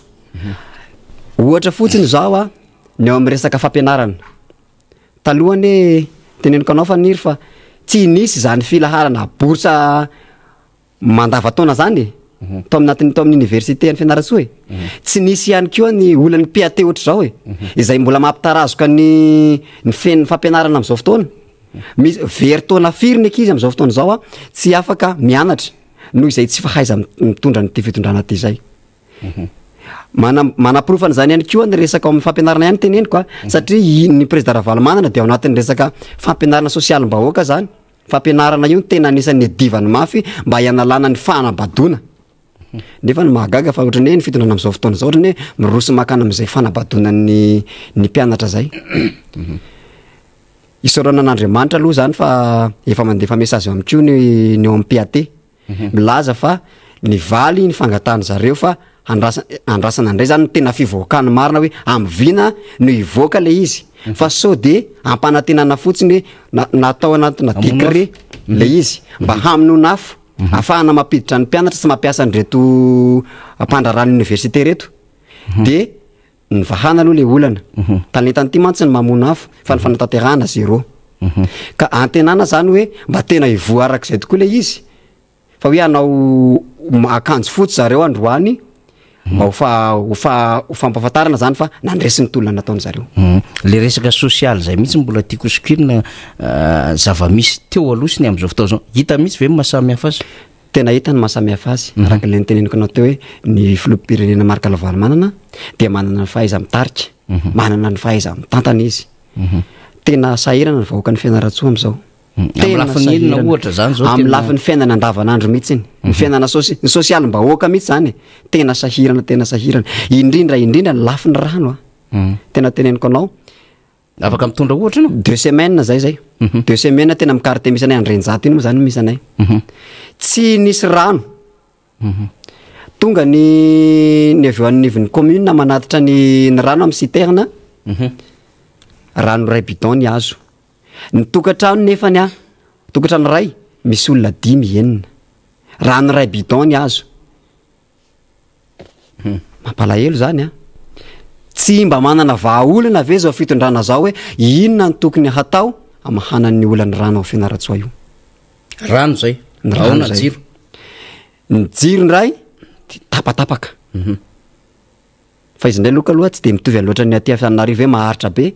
fa ianao zany raha mampiasa zavatra mavesatra na mampiasa ihany koa ianao zavatra mora simba de no zay fitapatapahany jiro zay de tena ikoaizana ihany koa zay ny fekaran'ny facture ny jirama zany rangaty teneniko anao fa de ny fampiasanao isanandro ihany ny ampiasainao isanandro nefa de midangana ny facture anao no tonga avy any itoveny rehetra de mampagaga hoe inona ny mahatonga n'izany zavatra zany mampikoaikoaika ny vahoaka efa sahirana ny tsy fananam-bola sahirana ny tsy fananan'asa ny zavatra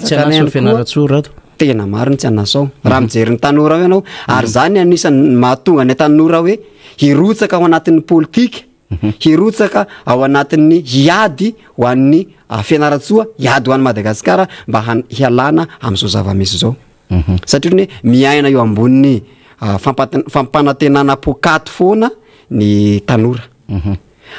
ny tanora ihany koa de lasa hataon'ny reto mpanao politika reto fa kanavaty fotsiny ka tsy hanaky an'izay zahay fa hijoro ama tanora vonina tanora sahy ary tanora mahavita azy ao anatin'izany tanora tiako Madagasikara zany maraparanatsika azy rado mino zany fa manana vision tsara mihitsy ny tanora tiako Madagasikara ao Fianaratsoa nisy ny fiona raha sy diso zay ny fampiresadresana zany tamin'ny sabosy teo ianao anisan'ny tazako teny zany de ny amin'ny hoe hiroso am'izay ho tompona ndraikitra zay sy anao fameloma maso zany betsaka zany zao ny tanora manaraka atsika am'izao fotoana zao Fianaratsoa satria mahazo tsara ny MBS tsika any ahoana ny mba antso ataon'ny rado am'izay tanora manaraka atsika am'izay ny antso zany ataoko ho amin'ny tanora manaraka atsika na ianao ao anatin'ny tanora tiako Madagasikara ao anatin'ny vondrona tiako Madagasikara na ianao ao anatin'ny vondrona politika hafa de miantso anao zahay ato anatin'ny atoko tiako Madagasikara andao hanatevina ny atoko tiako Madagasikara andao atsika hiaraka hiasa hiaraka hiady hiaraka hanandratravo ary anatanteraka ny vina zay hiarahana amin'ny filoha Marika Ravalomanana izy rery hiany no afaka hanavitra ny firenentsika izy rery hiany no afaka hampandroso any Madagasikara indrindra fa itsika Fianaratsoa aza manaiky abadona intsony ndao tsika tsy hanaiky izany hoe fandementsaina ataony eo amin'ny parti contre zany mandemitsaina fa tsy misy an'izany ny filoham-pirenentsika Marika Ravalomanana zay efa teo taloha ary mbola izahantsika ny hamerina azy indray eo amin'ny fitondrana amin'ny mandaha manaraka eo de tsy manavaka fa na iza na avaiza de malagasy iray isika tsy manavaka izy ka na fokoina misy atsika de zao ny filoha Ravalomanana tsy mba manana toe-tsainana zany fa itsika zany tsy hanaiky abadona sy hotaritin'ireo olo hafa zay manimbanimba ny imaginy satria nanana fotoana lava be izy nanaratsina ny filoha Ravalomanana de noho izany de ho abaribaritsika tanoreto Fianaratsoa ho hitan'izao tontolo zao ary ho hitan'ny Madagasikara fa isika Fianaratsoa de tanora vonina tanora say ary handray andraikitra handresy ny tsy mety eto amin'ny firenena iny ary de misaotra any Patrick Arado isika ny vahiny niaraka tamintsika tamin'ity maraina hity tao anatin'izao Miara Manonja izao. Tsika moa de miezaka mihitsy ny mamesehatra ho an'ny olo-pirenena rehetra ary de mbola ao anatin'ny fahatanorano mihitsy zany vahintsika zany i Rado zany de tena miezaka mihitsy ny ao anatin'izay hoe tena fandresen-dahatra ananan'izay tena fomba fitarehana na leadership zay ihany koa ary ametraka ny fanamby ho an'ity Madagasikara sy fianaratsoa ty hoe mbola afaka manatentsika miaraka amin'ny flo marka Ravalomanana ary dia hiditra amina loha hevitra hafa indray zany tsika fa dia isaorantsika ny vanitsika zay niaraka tamintsika teo. Ya de zay loha hevitra zay no andraisantsika any namantsika zay tanora ihany koa taorinan'ny Patrick Arado na Irado zay tanora tiako Madagasikara va ny fianaratsoa de mbola tanora ihany zanaky baba zay azo lazaina hoe tena efa miditra ary tafiditra ao anatin'izany sehatra politika izany mandimby ny anarandray ary zany tena saripady tena mahasarotiny malagasy le hoe mandimby ny anarandray satria tena mavesatra be ny adidy amanandraikitry ny raim-pianakaviana ary iny mapita niny adidy amanandraikitry ny raim-pianakaviana iny makany amin'ny zanaka zay dia tena anisany tena mahasarotiny malagasy koa satria hoe tena misy lova zavatra tsara napetraky ny raim-pianakaviana ho an'ireo taranany zany ka efa tsapantsika ny hoe misy mpandimby tokoa Andriamatoa Tabera Andriamanatsoa zay mpanao politika ray aman-dreny be zay manana an'izay fomba fanaovana politika feno famatorana izay tsy iza zany fa Christian Tabera zay ao anatiny vondrona CRN anisany mitantana ny antoko kitana zay ny Front National ny fantatsika fa Christian Tabera Andriamanatsoa no apitarika zany ny zanany mazava ho azy dia ao anatiny zany antokitana zany pikatroka ao anatiny RMDM indrindrandrindra ny tanora RMDM national zany izy no vahintsika indray zany taorinany Rado avy any Fianaratsoa mbola faritany Fianaratsoa ihany fa faritra Atsimo Antsinanana remo zany dia mifanily eo ihany ary manana fifamatorana ara-tantara zany betsaka no zavatra ifampiresahana amin'ny Christian eto tena iresaka politika tsika satria rehefa miresaka Christian de misy Tabera zay eo akaiky de fantatsika fampiavanam-pirenena zany ary zay tokoa moa no nilofosany zany adevitra izany omaly sika ny resaka ny tantarany zany fampiavanam-pirenena zany de ny lalovantsika tany am'le CNEF na Confédération Nationale des États Fédérés zany adevitra zany raha tsy misy mahay zany de tany amin'ny taona 1.7 tany tsangana zany anisan' zany Andriamatoa Tabera Andriamanatsoa nanetsiketsika izany ary reo zay mivondrona tao anatin'izay resaka fédéralisme zay no tao anatin'izany CNEF izany resaka fampiavana tany de efa nilofosany ty raharaha ty ary mafy zany crise politika ny 7.7 zany fa zao voalamitsika ihany zany rehefa mandeha ny adevitra marina fa mbola hoe tsy azotsika 100% fa amin'ny akapeny de voalamina ihany zany raharaha izany ny 2 de efa nisy endrika fandaminana ihany azotsika satria taty aorinany maro tamin'ireo voafonja politika tamin'izany fotoanan'izany no fanantona tamin'ny président Marc Ravalomanana ary na ny miaramila ny fantona raha tamin'izany fotoanan'izany tarotsika Piasonam colonel Kouty ty général Raoel ry colonel Sarla maro be ry Jadfara sy ny sisa tamin'izany colonel Jadfara dia niombona taty aorina misy fifandaminana ohatran'izany tony raha tony fa tsy mandehandeha ho azy zany satria ny contexte no mezaka mandamina amin'izany akoatriny hoe ilaina ny fiaonana faobe fandaminan-javatra ao anatin'izany concertation nationale zany azotsika manao réconciliation nationale mba ahafahana manao refondation de la nation tsy moro zany ary de mbola manana devoir miandrotsika ka fampidirana zany fa eo ny zanaky ny tompony tena iresaka amintsika miaraba Christian Tabera. Eka voalohany indrindra aloha dia faly miarahaba ny vahoaka malagasy magneran-tany zay magnaraka ny ty fandaharagny ity androany namana faniry faly miarahaba ihany koa ny vahoaka malagasy magnerana ny district eran'ny Madagasikara ny commune sy ny fokotany ary eto ihany koa dia mampionona zay manana fahoriana satria mbola ao anatin'ny valanaretina antsika zao sy ny valanaretina maro samihafa fa tsy voatery fusée amina resaka valaretina coronavirus ihany.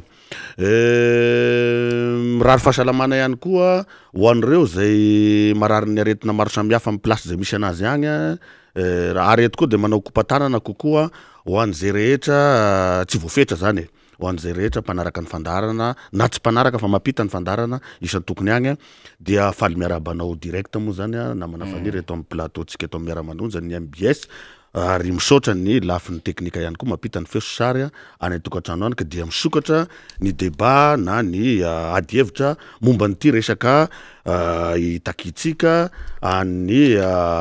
fampihavanam-pirenena sy ny dinika nasionaly zay efa nanaovan'ny filoha Marc Ravalomanana zay filohan'ny RMDM filohan'ny Rodoben'ny mpanohatra eto Madagasikara tany Tomasina reny de manao relen'izay zany amin'ny mampikambagna feno anay antoko kintany Madagasikara zay mpikambagna ao amin'ny RMDM sy ny CRN zany satria io efa ny matimatesana araka le voalazany fampidiranao teo dia manao relais an'izay zany zay satria tsisy aratsy atsika am'izay fotoan'izay fa iroso any amin'ny fifampiresahana zany tsika andaminan zavatra mialohan'ny le 2023 zay asikasainy sasany io sokatra ny adi-hevitra eny ary Christian atoka de ity niany tena hanombohako ny resaka zany le tamin'ny sabotsy iny satria ianao mo fantatro fa atao amin'ny Carlton zany nahazo fanasana niatrika an'iny zay etsika no karakaray ny vondron'ny panorama zany nahita tsara ianao fiandohan'ny adi-hevitra rehetra tao ny ino moa zany ny karazana endrika révélation kelin'ny adi-hevitra ampamoaka kely hatramin'ny fifandraisan-tanana satria hitako teo akaiky teo ihany ianao teo alolohan'ny seza teo ianao zany ary anisan'ny antso an'izay endrika amin'ny fifandraisan-tanana zay mihitsy ianao zany ny ianao koa nefa zay niara-dalana mihitsy nandritra ny fotoana maro zay niteteza amin'ny président Zafy Albert any Madagasikara ny antsony an'le fampihavanam-pirenena satria ohatra n'izao zava-misy zao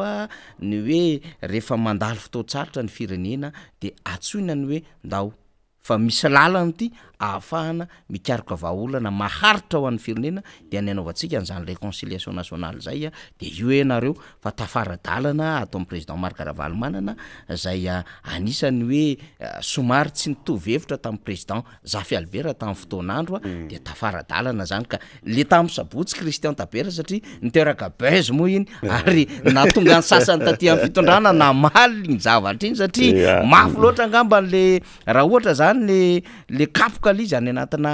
adina koa de mafy loatra angamba le fantsy zany sy le fidonany zay eny aton'le mpitondra fanjakana de zay zany ny anombohantsika azy mifahitanao ny zava-misy tamin'ny sabotsy bon ny misaotra besaka namana faniry atsika manko ete mamakafaka ny zava-misy sy ny toy ny le zavatra tokony ho isy d'après ny sabotsy zany isoragna aloha zany ny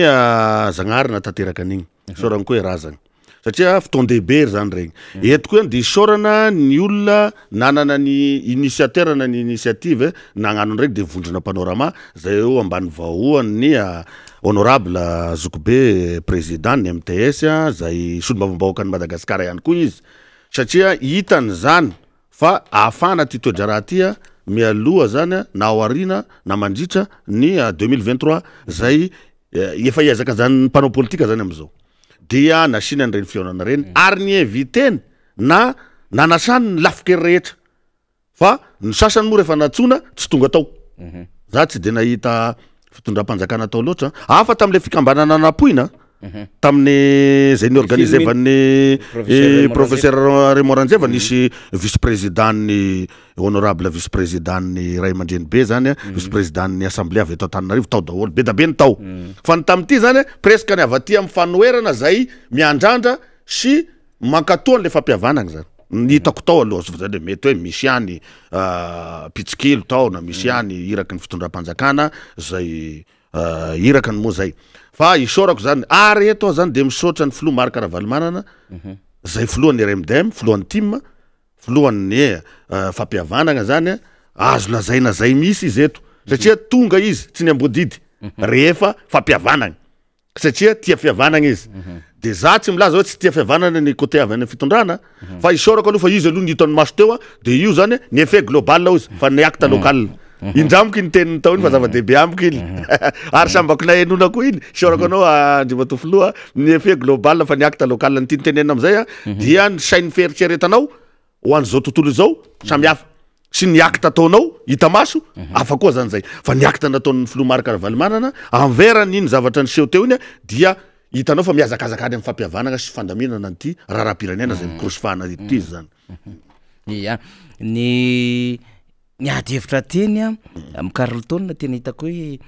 ambony be satria ny fandraisam-pitenenana zany nataon'ireo mpandray fitenenana efa fantatsika président Marakaravalymanana tena nametrapetraka mihitsy hoe zao ny zava-misy zao ny état de lieu zao ny resaka irrégularité samihafa izao ny resaka hoe tena traitement égalitaire sy ny sisa maro be laza ko ny mpandray fitenenana tahaka ny Roland Ratsiraka Eliana Bezaza zay secrétaire national PSD Yarnaivra Samuel Olivier Rakotovaza ny flou rajonary mampiana ny amin'ny hoe tena tsisy tsony rangaha reto raha zay zany ny azo am'tinana azy Christian Dabere tena tsisy tsony mihoatra lavitra ny zavatra zay nisy hatram'izay ary ohatra zany ka ny sokajiana hoe satria zay manko lay ambaran'le fitondram-panjakana zany rehefa miteny nantra ny vahoaka tam'izany potika ny firenena kanefa rehefa mijery an'le zava-misy am'izao fotoan'izao statistiquement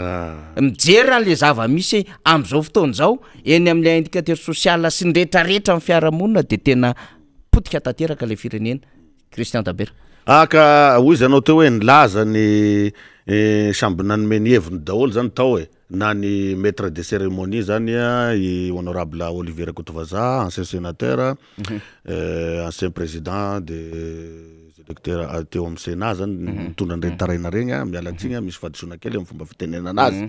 eo ihany koa ny président Marakaravalymanana zay président ny RMDM ny rodoben'ny mpanoatra ny démocratie de Madagascar dia nametrapetraka sy ny naneho ny fomba fijeriny amin'ny fahantrany vahoaka sy ny dysfonctionnement eo amina resaka administration amina resaka administrative amin'ny fitondram-panjakana ny azo amehezana an'iny zany de fahombiazan-dehibe aloha fahombiazan-dehibe ny faminehokevitra irosona any amin'ny dinika nasionaly gn'anay avy aty amin'ny CRN moa namana faniry tsy gn'anay fagnatsika satria tsika io ianao tao anatiny dia iroso ho amin'ny famborana an'le zavatra tsy mety zany zay ne le dinika nasionaly io ne tsy ny filoa Marakaravalymanana na ny team marery na ny RMDM marery no ao na ny vondrona panorama zay nitaritin'ny honorable Roland Ratsiraka ihany fa misokatra amin'ny adihevitra rehetrarehetra zany zany hoe mitondra tsikera ianao tiany mety tiany tsy mety tiany tokony antsina azy ao anatina dinika nasionaly anefa nio fa zao ny problème ny fitondram-panjakana mbola averimberiko foana za zany rehefa misy zavatra ohatran'ireny conseil ny ahy zany any amin'ny filohan'ny république direct tonga de miazakazaka izy satria zao ny stabilité misy ny tsisy eto amin'ny firenena ary io stabilité io tant que mbola tsy misy amina resaka politika de tsy hoisy asa fampandrosoana andeha zany eto tsy misy asa fandripalemana ilamina ny firenena ka raha vao tsisy zay de ny vahoaka ambany lanitra rehetrarehetra reo zany nizaly am'izay raha zay zahay mpanao politika zany na manafaniry manao ny fagnanay de ny vahoaka mizaly ka ny vahoaka zany zao araky ny mba rasaigny mba mifandray amin'olona ambanimbany tanàna agny avao aho zany gn'ambany tanàna sy voatery am'le ambany tanàna eritreretany sasany azy fa neny ambany ravikazo zany tiako tenen'io vahoaka tsy mandady arina fa za maheno efa teo tezitra le vahoaka ary te hitoatra mafy fa eto de misaotra ny filoa Marakaravalymanana miapaiser an'le situation zany eto amin'ny firenena satria zay le ampitsaikefa azy satria fantany filoa Marakaravalymanana tsara zany hoe korotana amin'ny firenena zany isiny ny fanonganam-panjakana na de tsara dalana zany nazahoany ty fanjakana ty ny fahefana satria zao tany saiko eto za tao anatiny fa mbola ho aza vaiko za tao anatiny io tamy 2009 sy ny nany manana ny 2009 fanonganam-panjakana nge zany tsy mbola tapitra mandany ny filoa Marakaravalymanana fantatsay zany fantatsy ny mpisehatra tam'izany fotoana voarotaona tam'izay mbola izany telo taona hiditra am'le kritika am'izay moka tsika io sy ny fomba fanitsinany ty zavatra ty hidirana amin'ny fampihavanam-pirenena zany dia naonganay ny filoa Marakaravalymanana naonganay io fa ny CRN zay niaraka tam'y président zafy tamin'io de le resaka fampihavanana ny azy tamin'io ny azy zany tamin'io tsy hoe aongano le filoa de avelao bambangona ny firenena hoetiny jejola mangalatra ny arem-pirenena io tsy zay fa manery ny filoa Marakaravalymanana hidirana amin'ny fampihavanam-pirenena tahaka an'izao ataonay CRN am'izao koa zany azonao de tsy tam'izay moa zany a ny manodidina ny filoha maro Karavanmanana mety hoe tsy nihainao ny sosokevitra de igny eny faragnany dia ny fitondram-panjakana am'izao manko a araky ny accord de Cotonou zany de tsy tokony mahazo milasaka fa io moa zany géopolitique mondiale de tsy hay tsony zay intérêt-ny mpamatsy vola tao de iny moa zany nisy nini de napisy ny filoha napisy ny filoha era jonary mampianina zay isorako azy fa tamin'ny androny saiky zay accord nisy tagny accord niafina tagny fa mety ho haiko ihany fa mbola sy fotoana ilazako azy zao niditra ny filoha maro Karavalmanana zay isorako ny régime HVM zany zay de rehefa tonga ny filoha maro Karavalmanana tsy hinana-korotana fa niandry fifidianana rehetrarehetra teto mbola nanonga-panjakana fanondroan'ny ray ny élection anticipé ny avy any amin'ny vondrona Mapara zay président Mapara dia ny filoha Rajoelina tamin'izay Armadan resahanjareo tamin'izay Armadan netim-boany Armadan mihitsy netsony an'iny élection présidentielle anticipé de nisy any mitsangana ary malagasy mitsangana ary malagasy azonao fanondroany zay de zahay tamin'igny sy niditry tao sy niditry tao zay fa zao feheziko amin'ny ankapobeny zany ny fionanao tao amin'ny Carlton araky ny voalazanao teo inona ny azonao oentinao izy anao de fahombiazan-dehibe ary manasa ny mpisehatra politika rehetra na sy politisianina ianao na société civile ianao na fikambanana maro samihafa ianao zay anatin'ny domaine ministériel agny ianao na aiza ianao araky ny voalazany namana faniry teto iangavina ianao mba hifanatona mangingina mba hiady hevitra tsika hoe ahoana gny andamignagny zany ny raharam-pirenena satria arao akaiky ny politika namana faniry manasa anareo vahoaka malagasy tsy vaky vola ao anaraka ny raha politika satria ny adalan'ny mpanao politika ny avy aty amin'ny mpanohatra surtout fa any amin'ny fitondrana de miantraika ao anaty volagninao ao ny décision azonao alako ohatra am'izao zao ny resaka vérité des prix io resaka vérité des prix amin'ny resaka carburant-tsika io raha miatra nge ny vérité des prix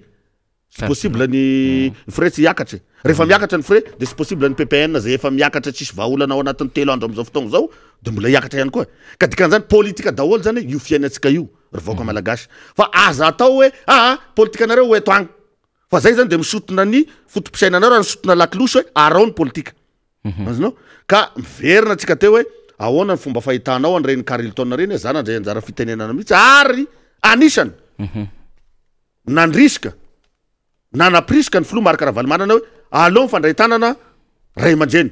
tena hitanao angamba ny geste atao isorako zay andriamato filoha maro Karavalmanana zay filohan'ny RMDM ary hita fa hoe vonona makany am'izany fampihavanam-pirenena ary tadidinao tsara angamba ny atélé zay natao teny amin'ny 2015 ny fampihavanana tamin'ny andron'ny président régime HVM président R Jonary Mampianina efa nanao ny akolopany président maro Karavalmanana teny ifonako amin'ny vahoaka malagasy izy tam'izany tondra ho an'ireo fadisoany ny olona manodidina sy ny fadisoako tam'izany fotoagna zany efa dingana lehibe zany manao ihany koa izy tamin'ny 7 le hoe ialako tsino izy ialako tsino izy raha ohatra ka ny avy amiko ny mampisavorivorona ny tafoka na ny eo amin'ny vahoaka malagasy am'izao fotoana fa zava-dehibe manko zay ka izay ny raha mahagagana maly nefa nisy ny teny hoe ny maly nisy ny teny ary azo tenenina le olona ka tsika tsy manompaza nge eto hoe adevitra no atao namana faniry ny gouvernora ny faritra Analamanga miala tsiny amin'izay gouvernora rehetra avec le respect que je vous dois Zokobe so maromaka zay mba mpinamana ihany eto ane tsisy mpisehatra sy mpinamana zany namana faniry fa ny kritika botolo dia tsy azo atao ohatra ny fomba fitenenanareo anay io ny fanoheranareo zay botolo any amin'ny RMDM de tsy mety kosa azonao de eto zany de mitondra fa ny kritika botolonareo nareo mpitondra manohatra anay botolo zany fa reny geste d'approche na diplomatique izy na sy diplomatique de reny aloha ny hitan'ny vahoaka malagasy effet global reny isoraka ny marka i président Maro Karavalmanana isoraka ny honorable Zokobe Roland Ratsiraka zay nametraka fantanina direct zay mako ny fomban'ny mpanao politika cadre avy amin'ny côtier aleo tsy piko misy zay namana faniry zay zany izy zany iny zany tena hoe avy anaty fo zany ny gestan'ny honorable naturel zay nresako maliteto zay naturel ka isorako anao Zokobe filohan'ny MTS ny antoko MTS sy ny masony mbavamboaka ny Madagasikara anao hoe nisokatra zany ny adevitra ny fampihavana-pirenena ary tsy azo sakanana ntsony zany io fa tsy maintsy miroso amin'io ny fitondram-panjakana raha vao tsy miroso amin'io izy azy ny azy zay tsy teny hoe inona no dereran'zay azy ny azy ka hoy izy anao namana faniry hoe ahoana fomba fahitanao an'ireny fionana teny amin'ny Carlton reny fahombiazana lehibe reny ho afampandrosoana ny firenena isin'ny apaisement na hoe ny Chine fitonina eto amin'ny firenena alohan'ny ny Chine resaka be amin'ny code électoral na lampanorenana sy ny CNI na ny HCC na ny Sénat azonao ao anatiny koa ny Sénat satria tsy manaraka ny lalam-panorenana daholo reo ka zay zavatra tsy manaraka ny lalam-panorenana rehetrarehetra zany miala tsiny miala fondo zoko be monsieur le gouverneur de mifanipaka amin'ny lalam-panorenana de mila ravana ary mila amboarina satria ny firenena tsy hoan'ny flora joel sy nareo manodidina azy rery ihany na amin'io resaka gouvernora io miala tsiny kely namana faniry fa hotoizanao anao resaka gouvernora ne tsy ao anatin'ny lalam-panorenana ary raha ny tena izy ara niakta nataon'ny gouverneur rehetra tonga de nul le non aveni mbola tokony ho adinina am'zareo voilà zay signature zay nataony rehetra satria tsy mifanaraka ny lalam-panorenana na amin'ny lafin'ny administration isaky ny région zay feheziny zareo ninninona ao na resaka famoam-bola io na fampidiram-bola zay manko ny hoe ka eo le sisy organe de contrôle hafa ny gouvernora ny faritany mizaka tena misy conseil tambreny misy conseil régional tambreny zay le izy iny reny le organe délibérant na hoe mpanaramaso fanapakevitra fa ty mpanatanteraka ty zany gouverneur izy daholo manao ny ka eo ane nisoraka ny filoha maraka ravalimanana rehefa gouvernora ny faritany mizaka tena de tsy hoe tsy tian'igny fa niezaka izy na mitan'zay zavatra zay miakekikeky ny vahoaka kokoa zany ny faritra zany de ny tanany tamin'igny ka za zany eto mampisafidy ny fitondram-panjakana zavatra anankiroa ihany ny azony safidianana soit izy manatanteraka an'le voasoratra ny zareo tamy lalam-panorenana zay nataony zareo unilatéral tamy teteza mita tamy 17 novembre 2010 zay nisiany lazaina fa coup d'état militaire teny amin'ny RFI zay nisiany ry colonel Charles sy colonel Rambosalama sy ny etc ny colonel Koutity ny PSONAM tao anatin'izany isorako an'izy reny zany nanana résistance hoe tsy mety io lalam-panorenana io tsy mety io référendum io fa tsy neken'ny sasany zay zavatra zay tam'izay ka eo zany miretour zany atsika am'izao hoe ahoana ny andaminana an'izay tsy mety zay satria zay ny mampanohatra intelligence ka ty atsika dia tsy magnaraky ny heverina fahadisoana na me madalany ny fitondrana mihitsy ara alors anga tonga de tenena mahitsotra an'izay ka hoe iaraka aminazy agny fa ahoana gn'andamignasika an'io iraisagny eto misy ray aman-dreny asika reo hoe nivoaka avy tamina fiangonana daholo na za miteny eto ara na ma musulman na fiangonana koa na zany musulman zany azonao ka noho izany ny mpitondra ny fandimby de zanam-piangonana daholo sy ny mpisehatra ao aminy eo ane le mahatonga ny filomaraka ravalimanana ny filohan'ny RMDM zay isorako azy mampiantso izy ny hervelona rehetra fa surtout izy ny ray aman-dreny FFKM miangavanareo FFKM zany mba tsy ho ela am'ty dinika nationalité mba aneo ny hevitrareo faran'zay aingana nareo satria raha miady ny zanak'ondry sahirana nareo ray aman-dreny mpiandry azy satria sy maintsy iady ny zanak'ondry raha ohatra ka tsy mijoro nareo ray aman-dreny hoe ahoana gny fomba hitondrasika nytike fampiavana pirenena tena izy ty zay mihitsy nyfanontaniko Christian manko satria zao zany tamy régime teo aloha izy io de i moa zany niantso aniny foana ny président Zaf zay foana manko le amerenako an-tantara manko Christian hoe mba ho fantatry ny taty aoriana hoe mafy zany crise 90 crise 91 zany raha te hitady ny tantara talohan'ny disoa de fataro tsara ny zava-nisy tany Arasara tamin'ny androny Kobesy ho an'izay mahitantara de fataro zany fataro ny zava-nisy tany Atoamasina ny tetsa mikanjany tafony Mahamasina fataro ny zava-misy ny ainana tany Atsimo Atsinanana ny tany Mahajanga tamin'ny andro ny fédéraliste sy ny hervelona salama tamy Dego mazana de mazana zany fa zao rehefa nikariko an'rehetra tsy mety fa ndao ikariko raha-pirenentsika ndao ijery zay mahasoan'ny fandazantsika de nisy ny convention ny Mahambo zay nanomboka zany ny hoe ahafahana fandray tanana zany de iny zany Christian zany nandamina ny raharaha taty aoriana zany anisany zany fruit an'ilay réconciliation zay zavatra zay zany fa iny toy taty aoriana iny ary zay lay zavatra nafinaritra zao trangan zavatra ohatran'izao le izy tsy nafaly ny président Zafy Albert sy ny komita nanoana azy ny KMZ da tam'izany zay nytariany Andriamatoa Bettina Brino sy tompoko lamperandrena tena iny lay voka-pifidianana tam'izany fa zao na izy ny empêché nara de ozy izy tsara dalany io fangina fa rehefa nandeha le fifidianana koa tamin'ny amin'ny 96 tany hoany izy iny de ozy izy tsy problème iny résultat Zangaritsy andrinao andro zay natao président zany hoe lay vokatry lay fampiavana natao anaty zany efa niainana de iny zavatra iny no nentin'ny président Zafy Albert am'izay ary ny fitsanganan'ny président Zafy Albert zany ao anatin'izay voan'izay fampiavana zay voaray an'le flota théorie io na président Deratsiraka na président Marc Ravalomanana na président Rajonary Mampianina nisy nanome tsiny amin'ny président Rajonary Mampianina koa ne tam'le hoe 2015 ny antso ny vondrona tamena ny tarihany José Rakotomavo hoe ndao hanao an'le réconciliation nationale de natsona ny FFKM de namoaka an'le 4F ny FFKM le fekekelika fibebahana sy ny sisa famarina nohatran'izany de iny no nahazo an'ilay CCI vato de zao nataon'ny mpanohana ny président Rajonary Mampianina efa eo an-tananao ve ny fitondrana monsieur le président dia anao réconciliation enao etsy CCI vato fa tsy tsapan'le tao anatin'le tam'izany le koloka kely le saika nanimba n'le endriky le fitondrana aloha hoe zava-dehibe le fampiavana de tranquille en conscience am'izao fotoana zao ary zay koa lay nengany président Marc Ravalomanana hoe navita nitondra ny fialantsiny ary navita nandray tanana tsy Ratsiraka ihany raisy ny tanana fa même président Mady raisy ny tanana ary nanfakahita fotsiny ary angay ary Naivra Samuel le fa zava-dehibe satria anisany joro teny amin'ny 13 mai zany tamin'ny 2005 niaraka amin'ny président Zafy Albert tao anatin'ireny fidinina andalana tiako tenenina am'izay de hoe miresaka réconciliation zany le fitondrana am'izao fotoana zao na le mpanohana fa tsy fatan'le zavatra resahany Christian Taber io mihitsy ny tiako antanina aminao le concept io mihitsy ny zany zay resahana zay misaotra besaka Zokobe Faniry mialatsigny fa ohatra ny fandravagna moa ty micro tsika ty fa matsiro be ny adevitra voalohany miverina amin'ny Filomarc Ravalomanana sy zay filohan'ny RMDM zany sy ny filohan'ny MTS honorable Zokobe Rola Ratsiraka zay avy any amin'ny vondrona panorama ary tsara hodinina fa niainga avy ato amin'ny foto-kevitry ny famolovolana araky ny tenin'ny président Ravivo Rakotovao zay ny vahiny tato amin'ny dinike dinika fa niainga avy amin'ny famolovolana zay nateraky vondrona panorama mpikambana atao daholo ny rehetrarehetra entité 10 izy toros diso ka noho izany toin'izay zany io atao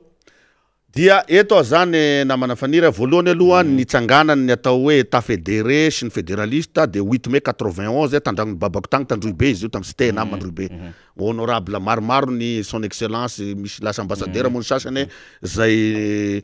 tany France moa ery Velipana Aristide sy ny tariny azoko tenenina eto sy ry ministre intérieur am'izao ry Pierre Olidera sy ny tariny nahafantatra an'izany fananganana an'izany 8 mai 91 ery vaovao Benjamin tout ça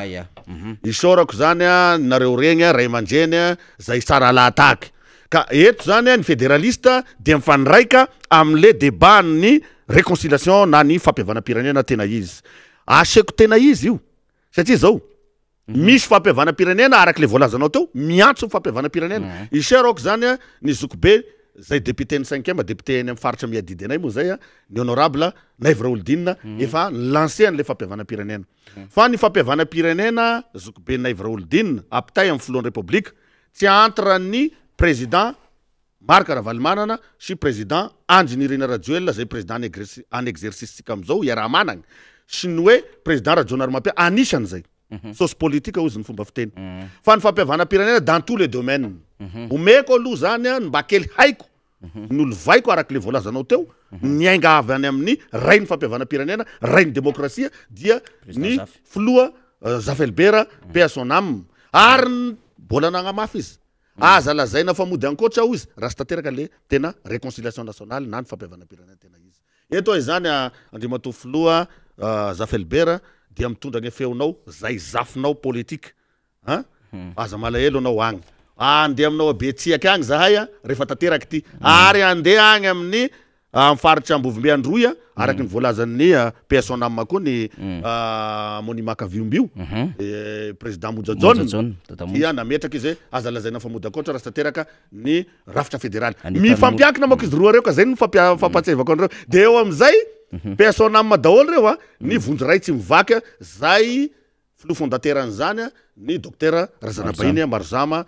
cadre daholo zany reo ka noho izany nisy afatra ngeza be zany mavesatry be oentina ICRN kintany Madagasikara zay membre feno ato anatin'ny TRMDMT andamigna ny firenegna ka ny fampiavana pirenena namana faniry de zao fampiavana pirenena zao amin'ny lafiny fampianarana atomboko atragny eky izy ny zaza aminay agny ane namana faniry 7 taogno izy vao miditry mianatra fentany 2 taogno 3 taogno de fa miditry mianatra ny zavatra hitanigny izy hitany aty agnatin'ny fampianarana sy mitovy fampandrosoagny tokony même peu d'égalité zany zay boriboriko satria soampy fotoagna miditra asika amina resaka fampiavana pirenena amin'ny lafiny santé publique na amin'ny lafiny fahasalamam-bahoaka gn'aminay agny ane rehefa marary da ombiasa gny mikabaro eo ombiasa mpanandro zany sisy fagnafody sisy ino CSB2 sous forme fotsiny na regny ara sy réhabilité-ny sasany ny CSB2 vitany taloha eo le problème le sy mba miréhabilité-ny regny izy zany fa hôpital manara-penitra atao ety amin'ny hitany vahoaka etiky gn'anaovany anazy dre gn'ambulance tamregny andray fotsiny amy resaka fahasalamam-bahoaka nakaiza daholo moa zany andrio matofoloha so an'ny mpandrarazy eny anome azy regny tôbily 4x4 70 4x4 zay mitetina amina miliara ny vidiny Toyota daholo regny Toyota sy raseta regny fa autodiffusion fantatrao raha vao miteny autodiffusion andrio matofoloha izany mpanjara tompony nakaiza zany regny ny alan'ny volam-panjakana efainy vahoaka malagasy maro anisa ka hoy zao hoe ny fitatanana tsy mazava tsy mangarahara izay neny mila laminy io fampiavana pirenena ame lafiny toe-karena soalala tonga de niraisiko 100 millions de dollars tamin'ny andro ny tetezamita vita ve le lalagna nandeha tagna nangalagna vita soalala tao iasy teny amin'ny faritry zay ine viako amin'ny faritra tsy masinana fa maro avao koa hoe problème tagny azonao izay fizarana gegy ny pirenena zay sy mampiavagna asika ary mbola namafisiko teto zay namana faniry hoe zasy anao na zanak'olo raiky ray tapo zany raiky reny raiky baba raha vao sy mitovy zara lova miady asika satria samy zanaky baba zanaky mama zay fampiavana pirenena ame lafiny fampianarany teo hoe fahasalamam-bahoaka toe-karena resaka fitsinjara-pahefana ty zany esor le effective amy décentralisation fa rehefa décentralisation de décentralisation zay le atao hoe état fédéré zany hoe masaky faritry ny faritry asimoasignana fa gn'anay eky gn'agnoarako anazy fiao amizaka etoa hoaninay asimoasignana ina dikan'izay moa rehefa misy restourne rehefa misy gne zavatry mombamombanay ao iay tompo maso manapaky ame ze tianay anaovagna anazy ny ambombavanay mandeha amy centrale ety ohatrany tamigne première république zany eto zany de mangataky urgence gne famoagna agnatin'ny conseil des ministres monsieur le président mialatsiny fa diso kely ao teo agnatina conseil des ministres pas besoin de mandany vola zany na mandany fotoagna foagno e décret zay napetraky général Ramanasoa PSONAM izay neveriny fa mety fa tonga zany zao ny fotoana fandaminana foano aloha igny 73 014 tam 1973 tam 19 voilà zay mifeh e budget communal ary foagno koa e 73 015 zay mifeh e budget provincial eo moa zany gouverneur zany de mametraka hoe tsy le anarana ngeo izy ny zava-dehibe fa niasa vitanay iny tokony ho tsaranareo anay diso be anao andriamato gouverneur ny appellation no mi-exercer les fonctions azavaiko tsara ny appellation oa amy fonction anankiray no tokony ifandrindra amle asa zay tokony ataony tompona ndraiky mpanjakana voatendry ara décret amina plasy mpanjakana ohatran'io azavaiko texte zany zava-dehibe raha ohatra ka gouverneur ny appellation de manaraka an'iny daholo zany ny asa tokony ataonao fa tsy hoe zao ataosika hoe mpivarotro savony da andeha agnano boucher ao rehefa avy eo allo tonga de azavaina amy fomba tsotsotra azahoana ka ny appellation nareo ny gouverneur ary ianao ny teny hoe nanotanina ny hevitry ny HCC tam'zany ny filohan'ny HCC tam'zany de fa miakolo-pahankolaka izy na tsy direct fa diso izy ary eto koa zany andrimatoa filohan'ny HCC teo aloha Jean-Éric Rakotarsoa ekena le excuse le feleantsigny zany fa regny tsy valable azo raisinareo fa tsy mitombo naraky le voalazanareo hatram'izay regny excuse nao regny tara loatra efa telo andro na efatrandro taty aorina anao zay vao mi-expliquer an'le ary na de nanazava raha filohan'ny HCC tam'izay de nagnamafy izy fomba diplomatiquement mo regny hoe ny filoha Marc Ravalomanana ny tena lany mba hitsombinana ny filaminan'ny firenena ho izy dia natao mody lany le filoha am'izao fotoana zao dikany zay le coup d'état fahatelony zany zay zay zany le fahatelony ka oka zany monsieur le gouverneur mialatsiny aminareo gouverneur zay veriko fa ray aman-dreny ny vehivavy zany satria anankiroa zao agnatin'ny gouverneur io lehilahy daholo ny ambiny mialatsiny aminareo aho fa diso araky ny lalam-panorenana zay nataony flo zay mitondra am'izao fotoagna zao sy ny manodidina azy ny appellationareo dia zay acte zany na administrative io na ino zay nataonareo diso daholo ary sy azo raisiny ary sy mitombona sady sy azo raisiny ka hoy zao juridiquement parlant zany mbola problème io ka hoy zao hoe mbola ho tsaraina am'izay koa zany eto zany ary anahirana zay lilaina le réconciliation karaha tsy mila réconciliation nareo eto ary de ho hitantsika eo ny vokany fa zao matony député IRD ary Orange hatramy tsy tononona anarana hozy izy de ny député na ivra olodinina miteny mampiantso ny fampihavanana oka re tsika tompoko mba hanaraka aniny fa zay tsy anakiany eto hoe ay ve mila fampihavanana ihany nareo miseho mafy be reo zay tsy anao an'izay fa zay koa tsy anao hoe miala am'izay fa efa tonga zao zany fotoana fifaran'ny taona fa mitsorakeloka fifamelana fa manao antsoavy amin'ny filohan'ny FFKM ao mba apanjary malaky anery fitondram-panjakana zany iditra amin'io fa io ihany ny vahaolana ivoahany zareo am'le varavarakely fa zay inge tsy manana problema na manafaniry tsy manana problema zany tsika zay manko hoe raha mpanao politika tsy mitsinjony ho avy ary tsy mifampitana lompo mazava ny teny filoha Marakaravalimanana atao raha mbola ozy ka lidera ka mametraka azy ho lidera de ny acte ozy global ary ny effet local tsisy fampitazona lolompo isorako anazy zany zay igny zany acte d'approche directeur zany regny hoany amin'ny fampihavanam-pirenena tsika zay vao midiscuter hoe inona moa zany orinasa tiko zany ary inona ny soa sy ny apport tsara mba netiny teto amin'ny firenena inona zany ary eto amoa zany rehefa niditra reny fanonganam-panjakana reny namana faniry raha ny remarqué anao misy archive any amin'ny France 24 any tao anatin'ny villa Elisabeth no nisiny konikonina tao daholo ny SGP aza resampa sy ny tariny tam'izany kalaky tao de ny tsy nandray anjara tao zay natao anatin'ny vilany baba ary io raha ny remarque tsy sariny tabera randriamana so sy ny tabera kristin ranga tao nandray anjara fitenenana tao hoe zao nataovy fa tena nisy misy hoe ahoana ny accusevana nyty filoha ty mba ahafahana miranverser anazy au pouvoir ka ahafahana maka ny fahefagna botolo satria la resaka botolo manko ny tiako ahitsy eto ny filoha zay mitondra am'izao fotoana zao fa surtout ny manodidina azy zao koa nge namana faniry ny filoha mety hoe mba manana an'izany hoe fihavana satria zao ny slogan entiny tam'izay de hoe ny fitiavana ny lehibe indrindra matoy izy mamerimberina an'io za koa zany tsy miaccuse anao maina fotsiny betement andriamato filoha fa ny any anaty eritseritra ao mbola tsy hainay marina ka mitenena ianao ho am'reto élément zay manodidina anao reto fa reo ihany ny hatram'izay ny historique teto nanimba ny filoha zay nitondra de le mpitatirakena magnodidina anazy ka anao aza miditra am'izay fa midira betabe mihitsy izy ao bobaka ary tatirakena koa mbola miady atragno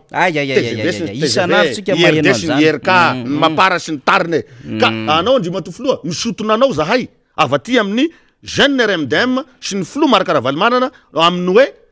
ndao atsika iresaka andatabatra boro tsisy mangidy ohatrany sakay izy ny amiral dideratsiraka fa rehefa raha mihinana lany any eto any koa de mampahatsiary manamafy oka zay andriamato filoha ekena fa mety hoe tsy vocation anao le izy am'le resaka hoe miteny hoe enimpolo taona ny tondrana reto olona efa lasa korazana reto ka tsisy zavabita zany filoha Marakaravalimanana zany ane efa ho presque ao ray alina ny lalana vitany le izy manko tena mampimeana izy zay ny filoha zay ny fandimby teo aloha tsaingoha kely fotsiny Christian sady makana kely fotsiny ianao fa mbola anoy ianao rehefa ve satria mbola misy fanontaniana rehefa mihaino an'izany resahany igny manko tsika ny hoe zay tsy nataony sasany tao anatin'ny enimpolo taona le izy de mitady bala hitifirana azy ihany le mpitondra fanjakana ao anatin'izay satria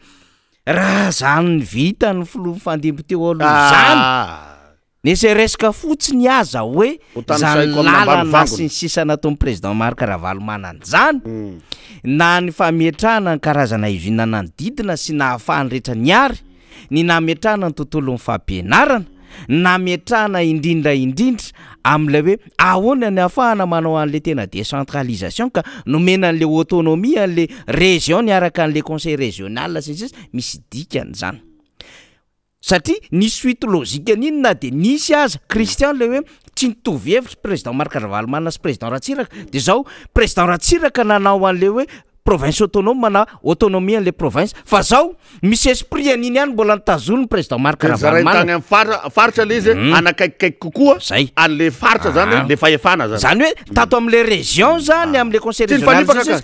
mbola nitazony zay esprit zay tsy nifanipaka zay zany le eritreritry le continuité de l'état sy le hoe misy zavatra tsara azo tazoma ao anatin'ity lafin-javatra ity ny zavatra nataon'ny président Ratsiraka atao anatina resaka fotodrafitrasa ny université any amin'ny faritany lycée ny CEG ny EPP SFF moa tamin'izany fotoana zany maro be ny continuité de l'état ty resaka palais des sports tataon'ny président Ratsiraka nakany président Zafy Alberty fa tsy nanaovana oeraoera tamin'izany fotoana zany hoe izahay ny tena nahavita azy fa nareo nanosy ny fotsiny satria zay manko le zavatra omaly ndray zany zao zay ka zay zavatra zay mba tsara ho fantatry ny rehetra hoe mila mamadibadika lela tsara satria le izy satria le izy tsy zany président Tsiranana zany kilokessoany misy zavanisy olana ara-politika teto Christian Tabera no ilona zany hoe tsy nahavitin'iny président tena fahatsona politika ho an'izay miresaka an'izany sy mifila zany ka iny moa hoe fanangatandrareo tamin'ny karitony révision kely le langazonao andre matofo fa zany misy zanaky ny république voalohany manaramaso eto misy zanaky ny république faharoa manaramaso eto misy zanaky ny république fahatelo manaramaso eto ary misy mpitondra ny république fahaefatra teto Christian Tabera zao même na ny filoha zay mitondra am'izao de zanaky ny république faharoa ny amiral Didier Ratsiraka ny dadany na tsy ny dadany fa na izy misy na ny république fahatelo république fahatelo tapany voalohany tamin'ny président Zafy ny antony anaprofokany zany de zao fanakaiky ny président Rajoelina za tsy manao hoe ny arema fa ny filoha teo aloha personam zay ajaiko ray aman-dreniko sotran'izao zay ratsy izy de ny amiral Didier Ratsiraka ny fanakaiky any reo filoha reo ny fanakaiky tamin'ny président antsika am'izao nareo ny filoha Zafy Albert personam tagnaty tragno président Zafy tagno izy nasitriky rehefa namaivay ny tolony tamin'ny 13 mai asa demantirany zany izy raha tsy mariny zany fatatsika zany azonao asika sy fangala baraka eto dikany mihoatra lavitra an'izany misy raha tsy azo teneny zay manko le izy raha nandeha 73 député zay hoe député ny fanovana misy kalikely politique avolenta tao anatin'iny zay elako signy amin'ny régime HVM ary hainy zareo zay azonao satria ny ray aman-drenina izany mba anisan'ny médiateur tao anatin'ny fandaminan-javatra tamin'izany inona ny natao tamin'izany rehefa ny mafy ny régime HVM tamin'ny asa fampandrosoana taux de croissance 5,5 tsony izy teo dia hoe ahoana ny fomba iranversena ty voatra tsy meno resaka mihitsy imoky resaka politique allo ivoraka eto zany zay ne le vérité ao anatina réconciliation ialako tsiny aminao Flora Jonar Mampianina sy reo membre ny politique ny HVM sy zay pomba azy dia i président Zafy ny doyen dia nisy ambassadeur ana firenena anankiray soteneniko anarana ny teny hoe ahoana ny fomba andaminana an'io dia nampifanantonina aloha ny flou teo aloha dia ny flou ny RMDM président Marc Ravalomanana sy président Rajoelina aloha fa zaho izy président Zafy tsy problème fa zareo roa reo aneo zay tena mpifanandrana mivantany fa za dia petraka amin'ny madoyen ana maray aman-dreny ana dia mifanaraka zareo satria zareo regny zany nanana député tamin'ny assemblée nationale atonga le élection anticipée coup d'état ve zany sasy coup d'état coup d'état manara-penitra ok zay ara zany karaha zany zavatra rehetrarehetra zany na manafaniry no tanisaitsika eto so zavatra mbola tokony ho tanisaina mbola tsy azo tanisaina raha tsy any amin'ny débat ny fisokafany vérité réconciliation sy fankahitagna eto iza marina ny tena diso teto karaha ifampisara amin'ny diso atsika sy agnometsiny an'izay olo befa mba manao dingana ray aman-dreny fandray tagnana mifagnino tsika ndray ny manaky anazy toerinay avy aty amin'ny fanoerana zany de ny RMDM satria ny filohana RMDM sy ny filohantsika RMDM de ny ray aman-dreny président Marc Ravalomanana dia efa nisy digana maromaro nataony fa surtout teo amin'ny Carlton farany teo dia misokatra zany zao ny débat na réconciliation ary tsy azo sakanana tsony ka manainga ny filoha am'izao fa tsy ho be resaka eto tsika fotoana mandeha manainganao andrimato filoha tsara zany fihavanana zany isiny 2023 za tsy mbola ikritika hoe ahoana lalàna ngeny nametraka an'ireo izy monsieur le gouverneur tamin'ny alina nametraka ny membre seni nametraka ny mbola adevitra zany mandany manano fanjakana zao raha amin'ny resaka doublon sy remise en cause mbola anao ka triplon koa sa triplon tsy ekeny zany fa zao ilaitsika zay olona mitondra ka lany amin'ny 2023 raha ohatra ka ho isa mpilaminana le 2023 de ilaitsika olona crédible na eto toerana na nivelany isininy vola mitobaka ahafahana mametraka ny asa fampandrosoana ny asa fampandrosoana tsy ny favitana foto-drafitrasa namana faniry fa zao na vita foto-drafitrasa zany première république zany PSONA aminy ary mbola misy lalana lovaitsika am'izao na vita foto-drafitrasa zany deuxième république zany tsy voatanisy ny troisième république tapany voalohany na vita fa naonga ny vahoaka ny rola fa ny raika la moa kajikajy politique resaka ampesomany nataon'ny sasany isorako moa io sasany io am'izao fa efa mirekile ihany koa isorako anao ray aman-dreny zay président ny antoko tsy tongon'ny agnara ka hoy zao hoe conclusion zay de hoe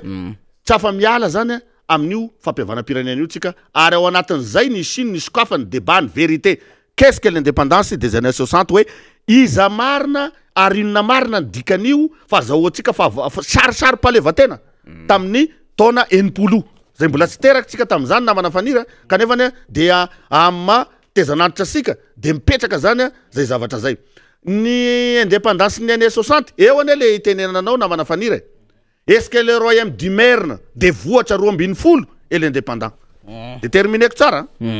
est-ce que le royaume du Merne de vohitra 12 et l'indépendant tiako tenena am'izay ny royaume manmerina teto ve ao anatin'ny voatra 12 zay mbola miady atragno am'izao fotoagna zao ny avara-drano sy ny atsimondrano ny andrefa-drano sy ny atsignanan-drano no indépendant sa ny royaume de Besrebaka tongoniko gn'ana faharoin'izay fa zay de Besrebaka manomboka ataonosy varaka jusqu'à Fort Dauphin 16 district io azonao large be io est-ce que le royaume de Besy misaraka atsimo sy avaratsy l'indépendant mbola misy qu'est-ce qu'il y a zany io indépendance sika io eo ane le mahatonga an'leo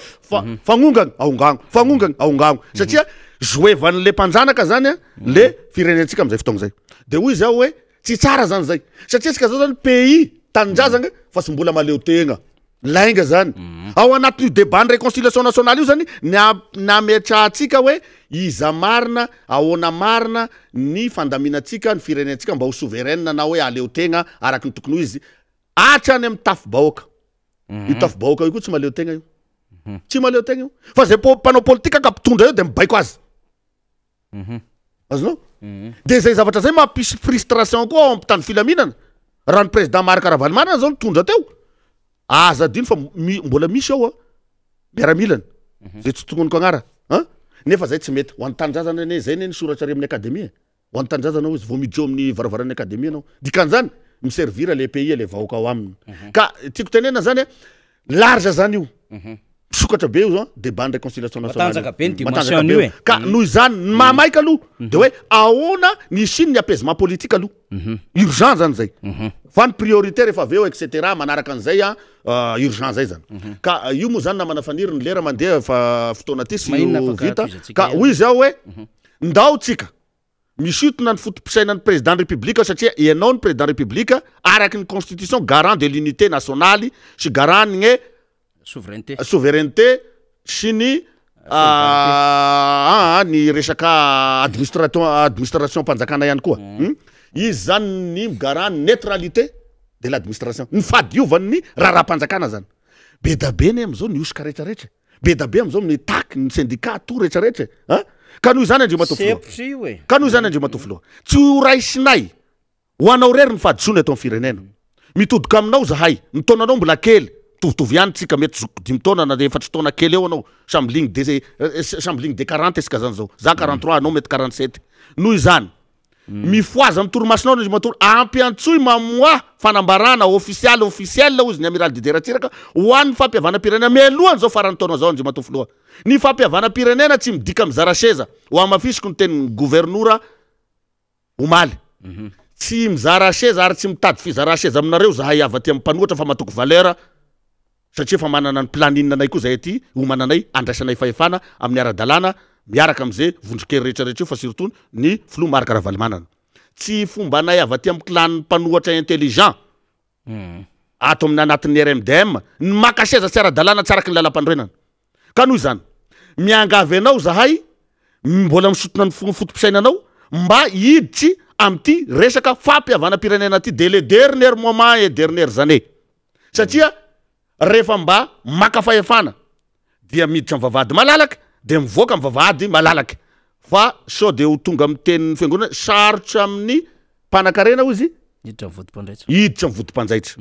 ka noho izany sarotra ho an'ny rameva sarotra ho an'ny rameva azafady fa diso kely zahay teo hiditra amin'ny vodim-panjaitra dikan'izay aza le mpanan-karena indray niditra any fanjakana lanitra zay le izy ka miangavy andrimatofoloha tsisy rasy ny fanaovana teto fa oka reny disadisa politika regny mba aka style anao satria leader anao eto amin'ny firenena zay eresa managny aza magnaraka an'iregny raha regny fa ny teny député Naivra Oldina no arao idirana amin'ny fampiavana-pirenena amin'ny large ao ndray tsika miresaka satria ianao de olony fitiavana ny lehibe indrindra ozy ianao de io teninao zany nomboko manana ialohany zany idirana amin'ny fampiavana-pirenena zany ny filomarika Ravalomanana ao mbola manamafy tsy izy misy ny andeha tsy inoko zany hoe izy misy ny andeha anosy botanana zany tsy mila an'izany efa niprofoiny zany tamin'ny sehatra rehetra fa surtout tamin'ny siabosy teo tamin'ny ora farany zénionana teo tamin'ny anjatony ane andrimatofoloa ny olona tao nandeha direct ane zany ka noho izany manainganao andrimatofoloa hiditra amin'io réconciliation nationale ao tsika vao mifandamina na misy fizara-seza ao na sisy fizara-seza raha ohatra moka misy koa ny fizara-seza moa inona moa ny tsinony zany tonga de atsipitsika melony fotoana eto zany andamina zavatra fa ny seza bodony sasany zay milaza sy vao gouvernora koa ne raha io koa ny atahorany seza tsy ara-dalagna sa ahoana namana faniry niaka tao mbola hoandrasantsika ka zao manko izy io tiaka ohatra ny any ivelany foana zany kristian zany satria arotsika kely ny fotoana miaraka eto satria zava-dehibe le fampiresantsika de mangataka fotoana kely le namana teknisiana sy mimpandrindra zany tsika ao ambadika eo zany jerevy tsara ny zava-nisy tamin'ny 2011 tany Côte d'Ivoire ady ny alasan'ny Ouattara sy Laurent Gbagbo fa hatramin'ny farany Gbagbo tsy niala ny trano nisy azy dia Ouattara no nanao ny fanafiana niaraka mitafika frantsay ary rehefa voasandro Gbagbo niaraka ny Simone Navadiny niaraka ny iza le ministre ny tanora sy fanatanjahantena le nitarika an'le jeune patriote tany Côte d'Ivoire tsy ariko anany Bédier izay fa Blé Goudé angambany raha sy diso fa zao nitsaraina tany amin'ny tribunal pénal international izy miaraka tamin'ny équipe rehetrarehetra be ny exilé betsaka satria 3000 mort tany Côte d'Ivoire fa zao tsisy neritreritra ny rehetra fa nao io endriko ny pression sy ny sisy fa ozy Ouattara 10 ans taty aorina ozy Ouattara ndao rangahanao réconciliation miara mipetraka eto amin'ny tiseva ty miara mifandray nanao adalàna farany Ouattara briguer le 3e mandat tsy ao anaty constitution ady be iny lay nedivandry Riconane Bédier sy ny rehetrarehetra tao a Côte d'Ivoire tamin'izay fotoana zay de nisy candidat farany teo zay fantatsika hoe tena niady tamin'ny Ouattara fa zao le zavatra nitranga de zao Ouattara no niantso ny isiny zay fampiavana de natao ny fampidirana ny Gbagbo tao a Côte d'Ivoire ary rehefa niditra Gbagbo de zao asina ve le fihetsiketsehana le cérémonie be sa tsy asina de nitsangana ny komity sisy de nasina ihany le izy fa zao indray adevitra fa satria manana problème mo i Gbagbo Simone zany indray relationnel anjareo de nanangana antoko manokana fa tsy le FPI zany Gbagbo tiako tenenina am'zany de zao rehefa ela mitondra na miseho mafy be ara na miseho manana fahefana sy ny vola sy ny olona rehetra manodidina tsy maintsy milavolefona foana eo anatrehan'le feon'ny fieritreretana hoe tsy tafavoaka rehefa tena hoe eritreritra no avy ndao ty lay cadrana réconciliation nationale ty nidirana zay tany Côte d'Ivoire zay resantsika zay io resaka hotositotsi tany Rwanda io inona nahatonga ny hoe i Kagame no atao filoha adevitra be ne zany satria à la fois Kagame sady tsy hotontsitotsi fa nahafahana tsara nametraka an'le hoe ndao satria cadre na réconciliation nandaminana ny Rwanda na misy 800 000 mort ara tao de nalama tam'izay de mandroso Rwanda am'izao fotoana zao ny zavanitranga tany RDC saiky tsy nety niala i Joseph Kabila zanaky Laurent Désiré Kabila fa zao rehefa nataony fifampiresahana teo pression communauté fa nisy antokona ray amandray maro indrindra ny karazana fifikay maty amitsika lay fiangonana maro be zay niresaka tamin'ny Kabila de nanao alliance niaraka ny Tshisekedi eritrereto lay mpanohatra tamin'ny fotoanandro any Mobutu Sese Seko zay tsy nitovy fomba fijery tamin'ny Kabila rainy de réconciliation tompoko ny dirana de volama le firenena ka ianao eto zamy seho mafy be hoy za hoe panao politika oviny reto panao politika reto mianatra tantara sy mahay tantara sy ny géopolitika ve ary nay nakalesona ve zany Christian ny antony mbola mahatonga atsika hoe concertation nationale réconciliation nationale ici zany de mbola tsy mangotraka fa mangory vitsika izy io de virena kely any amin'ny adevitra ka zao namana faniry rombaka microphone fa tena magnitra be ary tena tsara be le adevitra eto tsika ve fanontaniana surtout any amin'ny fitondram-panjakana miandry vahiny ampiavana zay voampiavana zay tsy mahalala ny dikany tena fampiavana pirenena traditionnel teto amin'ny fihavanana malagasy ray zay fanontaniana ray faharoa manaraka de zao zahay mitady fampiavana io ane ka tsy raha matahotra anareo aloha tonga de atao direct zay fa tsy ho atao bontolo na be mokondohatra an'izany raha pirenena fa raha ohatra ka mba isorana ny filomaraka ravalimanana zay mbola tsy manome an'le baiko tsy katokana araky ny voalazany aty zay izy de mba isoro izy ary araroty zany zay zavatra zay fa raha ohatra ka misy fetrany ihany anefany ny fampiantsona ny fampihavanana fa sao dia ifagnometsiny eto atsika rehefa tonga am'le tsy fifakahitana rehefa aveo mety tsy tonga aty aminay na tsy zay ny mpanentana araky ny voantsony brigade criminel agny sady koa ny mpanao redynamisation ny antoko team zay hoetiny filomaraka ravalimanana amin'iny tapany sabosina mena sy ny tariny igny fa hoe anakorotana sy anonga-panjakana ny fanjakana tsy mila ongana fa ny zavatra nataony ihany ny manongana azy ary efa manongana azy tsy kelikely zahay mampiantso fampihavanana hoa tsy mitsatsaka ozy ny tenin'ny tanora elako tsiny tsy matahotra fa ilaina tsy atao botolo satria raha pirenena ny dinineto fa tsy raha ny tena manokana dia mijery ny vahoaka sy ny filaminana isiny ny apaisement eto amin'ny firenena ka andrimatofilo andry ny irena rajoel fitiavana ny lehibe indrindra ampisehoy sady vonina zany ny vahoaka malagasy am'izao fotoana zao Christian Tabera zay zandrinao no mba miantso sy miangavy ianao mba hiditra am'izay sehatry ny fampihavana pirenena zay anao annonce na fampiantsona fa ho be ho an'ny hery rehetrarehetra tsy sanavana eto Madagasikara y compris ny président teo aloha de ny filoha maraka ravalimanana zay filohan'ny RMDM zay nisiny ny fifandonana direct teo aminareo sy teo amitsika am'izao fotoana zao azonao sy ny filoha rajonary mampianina zay ombokombanana ny azy tam'ireny kabaro ny tao amin'ny Carilton reny iangavina araky ny teniny député honorable zay isorako matetika eto ny député Naiv Raoldine raha vao misy izy fofofona maimay politika am'ireny gadragadra nandeha reny na tamin'ny andronay na tamin'ny androniza avoay aloha regny dia apodio ny tsoka anivelany tsy zany ny tenen'io fa tsika ny tenen'io tamin'ny voalohany fa am'izao am'izay ny député pro Rajoel dia Naiv Raoldine zay main droitiny eny amin'ny 5e iny isorako anao député ka izay zany andrimatofilo ny lalana tokony izoran'ny firenena am'izao fahatapitaperan'ny mandanao zao mba tsy isiny tsy fifakahitana ka hitadavana lalana itsokaizany ray eto de miantso ny mpitandro filaminana risque na explosion sociale ianareo mpitandro filaminana ho an'ny tanindrazana tsy isanavana na polisy na gendarme na miaramila io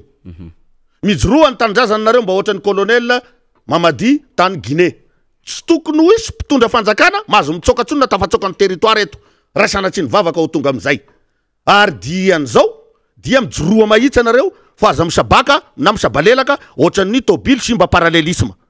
ka ho arenina indray ny rotile pivot rehefa aveo ka hoy zao hoe tsy ny mpitandro filaminana rehetra koa aloha na mpitsara rehetrarehetra dia mitovy ihany koa eo koa zany le problème fa isora koa ho an'ireny mpitandro filaminana zay mba mifampiresadresaka ihany tsy tongon'ny gn'agnara eo sy reo zay mpisara maro anisa zay mba mifampiresadresaka ihany arabaina moa zany ny filohan'ny syndicat-ny mpitsara vaovao zay ray aman-dreny ajaiko izy zay mitondra ny fiarabanazy atsika eto fa ao anatin'ny fitsarana io ihany koa zany misy problème na ara-tany io na ara iny io na ara iny na araky le niteneninao teo hoe niakatra fitsaranao maly le ravo zany tsy hay moa ahoana ny suite logique ny vanigny engane ny conscience na ny sainan'le mpitsara moka didy sady miangavy ihany koa moa mba moka didy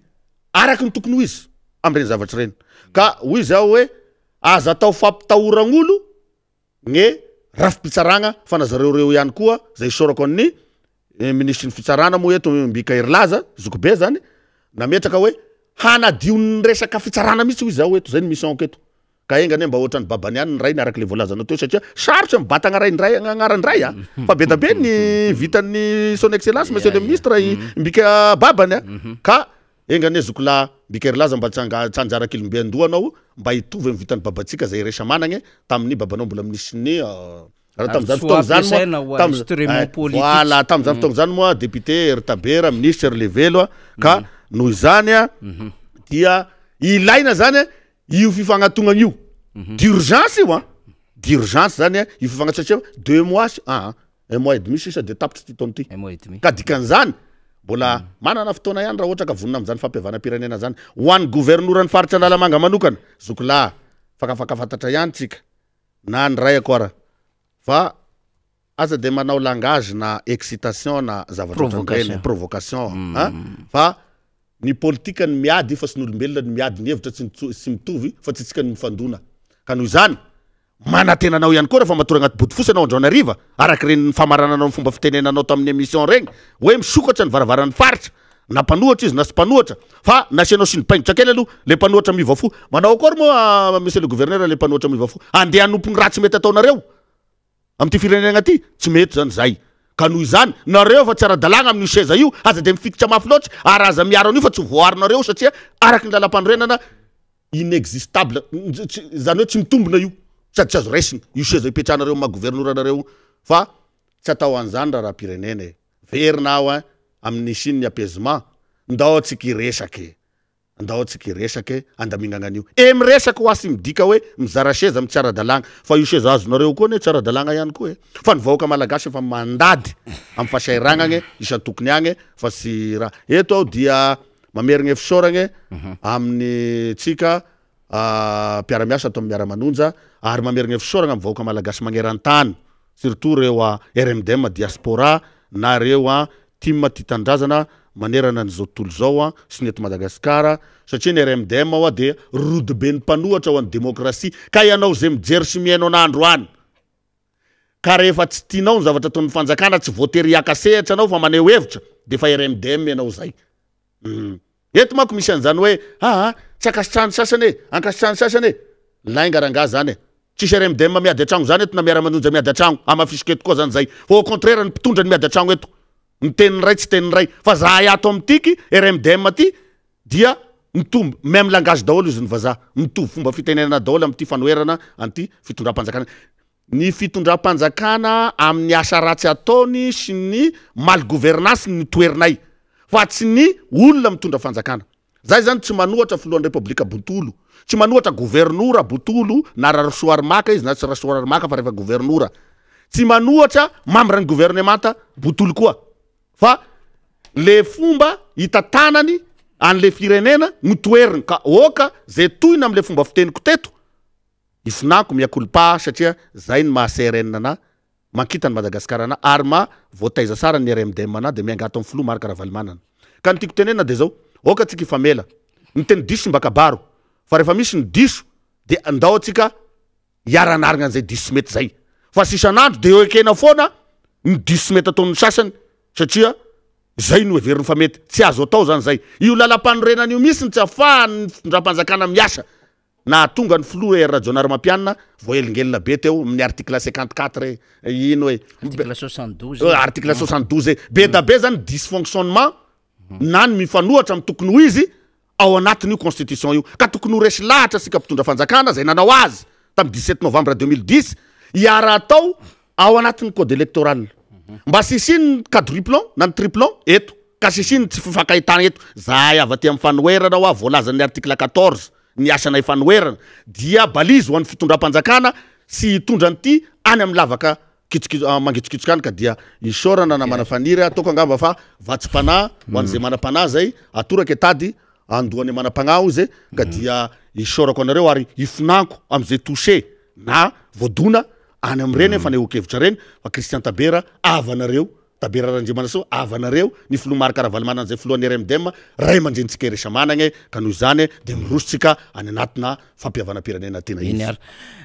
ny amaranantsika azy a Christian zany misy cover na hira ity hira ity tamin'ny taona 2010 tany Tomasina malagasy arô nahita an'ity mpihira ty namako be dada tena namana be de hira tena natanjaka teo amin'ny CRJS no nahenoko an'ity hira ty voalohany tamin'izany fotoana andro zany tena moa zany nianatra tany amin'ny faritra Atsinanana sady mipetraka zany de nandeha misy ty hira ty zany de lasa hira fanevy ty miantso fampiavanana ity hira ty zany fa efa tsy dada manao azy fa cover le izy zany de Linda Posy indray manao azy zany de ahoenotsika le izy mahafinaritra atolotra ny fitondram-panjakana zany io mialatsiny kely ho an'ny cameraman zay anao ity hira ty de ho atolotra ny président ny république atsika ny fitiavana ny lehibe indrindra de mamaly fitiavana zay Andriamatofoloha avy aty amin'ny kintany Madagasikara CRN miainga avy aty amin'ny filohan'ny RMDM misy de ny filomarika Ravalomanana manolotra nyty hira ty ampitiavana dia ny ary efa matetetika ny hira ihany izy reto izy nametaka ny anona tao Ambojatovo lazaina fa kianjan'ny botanika natetika ny hira zareo ty dia ny samy malagasy arô fampiavana-pirenena tena izy ka dia misaotra ny lafiny teknika mba hanolotra ny hira io manokana ho an'ny fitondrana andry ny Irina Rajoelina sy ny filohan'ny repoblika zay resatsika manana am'izao misadresse aminy zany dia mamakafaka ny hira io zay ka mino somana tena rehefa matory agnaty body fotsy izy amaly aingana an'io fampiavana-pirenena io ny lalana ho azy io ny lalana dahoara de misaotra indrindra ho antsika rehetra dia manome fotoana indray ho an'ny rapitso zany aorinan'ity moa zany dia efa miverina hany amin'ny technicienne ny fandarana ho an'ny fandrindrana ireo programme samihafa zay nangalana zay fotoana minitra zay ho an'ny rapitso indray ny fotoana antsika tompolasy tompoko avy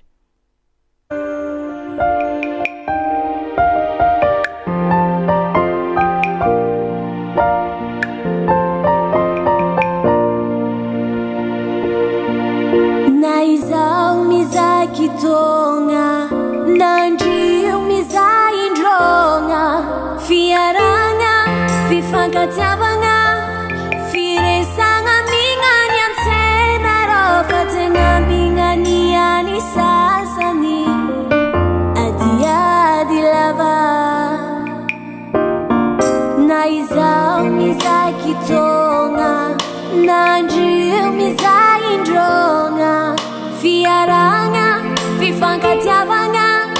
firesanga mingany antsena rofa tiangambingany ani sasane adiadi lava na samby hafa faribiavian na tsy mitovy fotopinoa samby malagasy arô ka mifankatiava zalaye gasy baba gasy nini mituvira fudirandreka mifankatiava rune fasamterata malagasy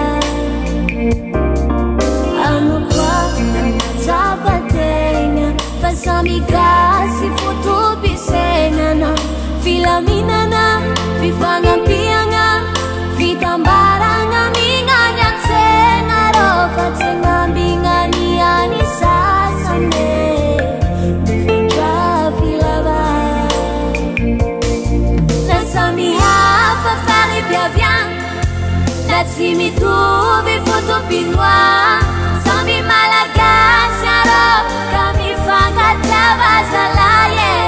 gasy baba gasy niny mitovy raha fidirandraika mifankatiava rone fa samby teratany malagasy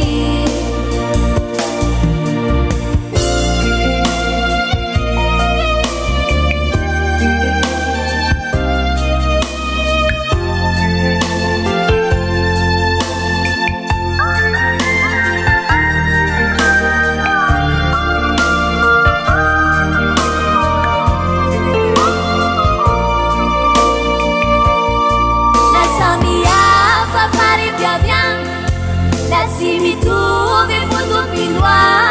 samby malagasy arô ka mifankatiava zalahy gasy baba gasy neny mitovy raha fidirandraika mifankatiava rone